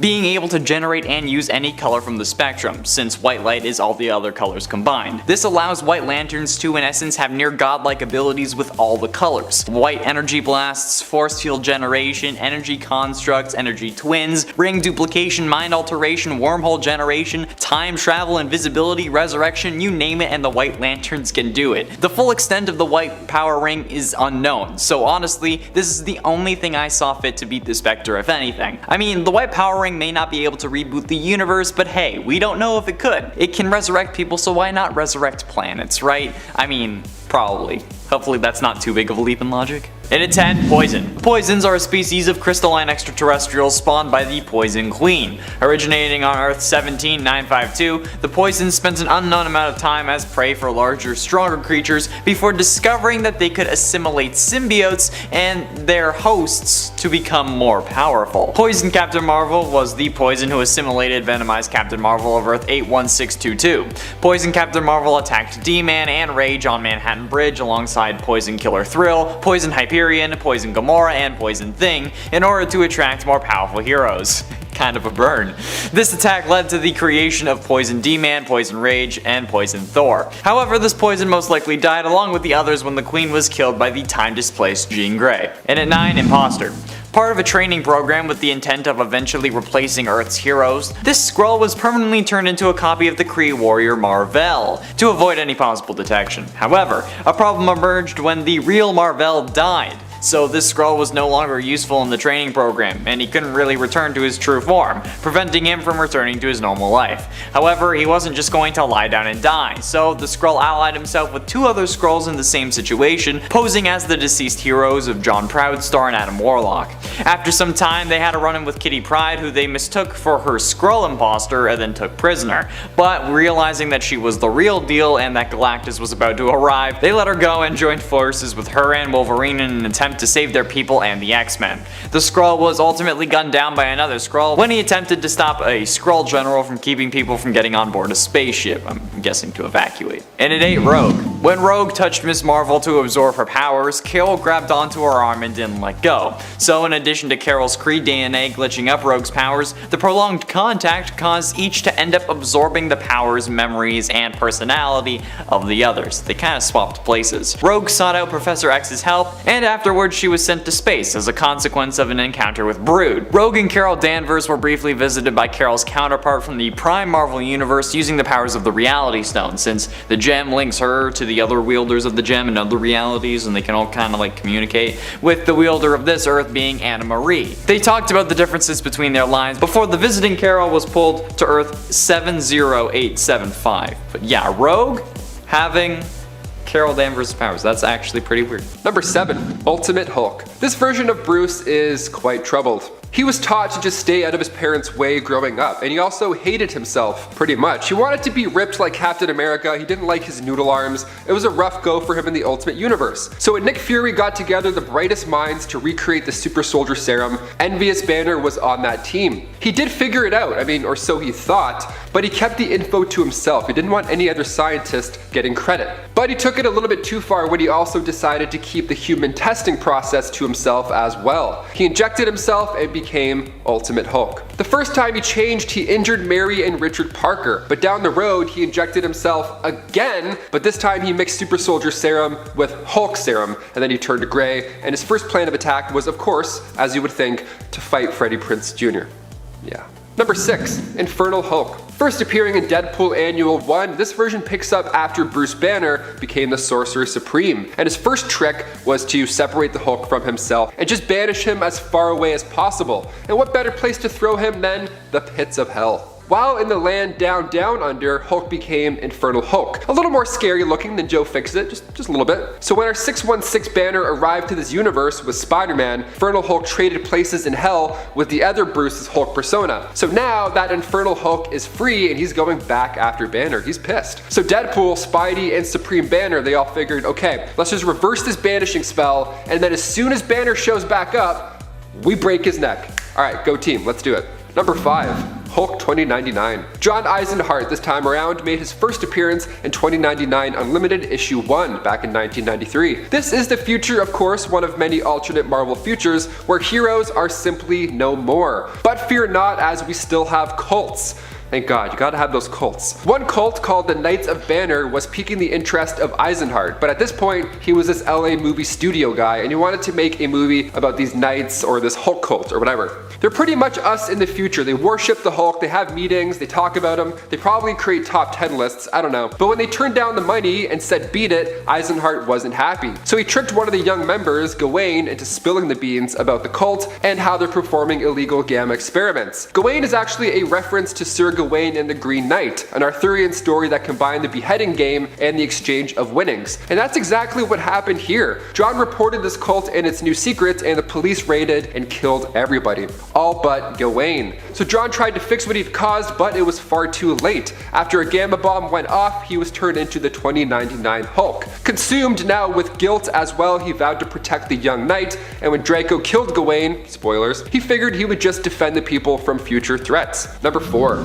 Compound Hulk. First appearing in Hulk Volume 2, Issue 30, Clu is a smarter version of that Grey Hulk that I mentioned earlier in this list. He's an advanced clone, rather, created by Xemnu. Now, Clu was the result of a cloning gone wrong, classic, and then when Clu and Xemnu were fighting Red Hulk, Impossible Man came in, he was watching the whole thing, and he used his powers to merge both of those guys into the compound Clu. He didn't last long at all, but anytime the words merge and Hulk are in play, it's bound to get weird. At number 3, we've got another character with a Dragon Ball Z style fusion in the form of Clark Kent, the Super Soldier. And no, this didn't suddenly switch over to a DC Comics themed video. In the Amalgam universe, where the Marvel and DC multiverses have been compressed and combined into one unified world by the megaversal beings known as the Brothers, Super Soldier is the result of mixing the backstories of both Captain America and Superman. Clark Kent is a young man from Kansas who winds up receiving his powers of strength, heat vision, and flight not from being a Kryptonian, but by volunteering for the Super Soldier program to help America during the Second World War, a process which is spied on by a very mischievous Jimmy Olsen. He would go on to fight the leader of Hydra, a version of Lex Luthor, and Super Metallo, a combination of Metallo and Red Skull's usual brand of killer robots. Double the trouble, double the fun. Coming in at number 2, we've got a version of Captain America that doesn't even need America. That's right, it's Captain Avalon. Coming from a Marvel universe inspired by classic sword and sorcery fantasy, this version of Cap is merely called Stevan until his son, funnily enough named Stevan Jr., is kidnapped by the Dreadlord, an evil alternate version of Baron Zemo. While he doesn't appear to have any actual magical abilities or equivalents to the Super Soldier formula, Captain Avalon is a brave knight at the peak of human condition, and his red and blue shield still brings the core of this classic character to light, even if America doesn't really exist in this Game of Thrones style world. And finally, coming in at the top spot for our weirdest alternate versions of Captain America, we have a choice that's not even human. That's right, it's Captain Americat. Hailing from Earth 8311, the very same world that's home to the spectacular Spider-Ham, this version of Cap is named Stephen Mouser, leads a group of superpowered animals known as the Scavengers, and in another groan-inducing animal pun, most notably led them into battle against the supervillain Moltron. While his appearances have mostly been related to side stories compared to Spider-Ham's main adventures, Captain Americat is definitely the oddest version of Steve Rogers that we've yet to see in the Marvel multiverse.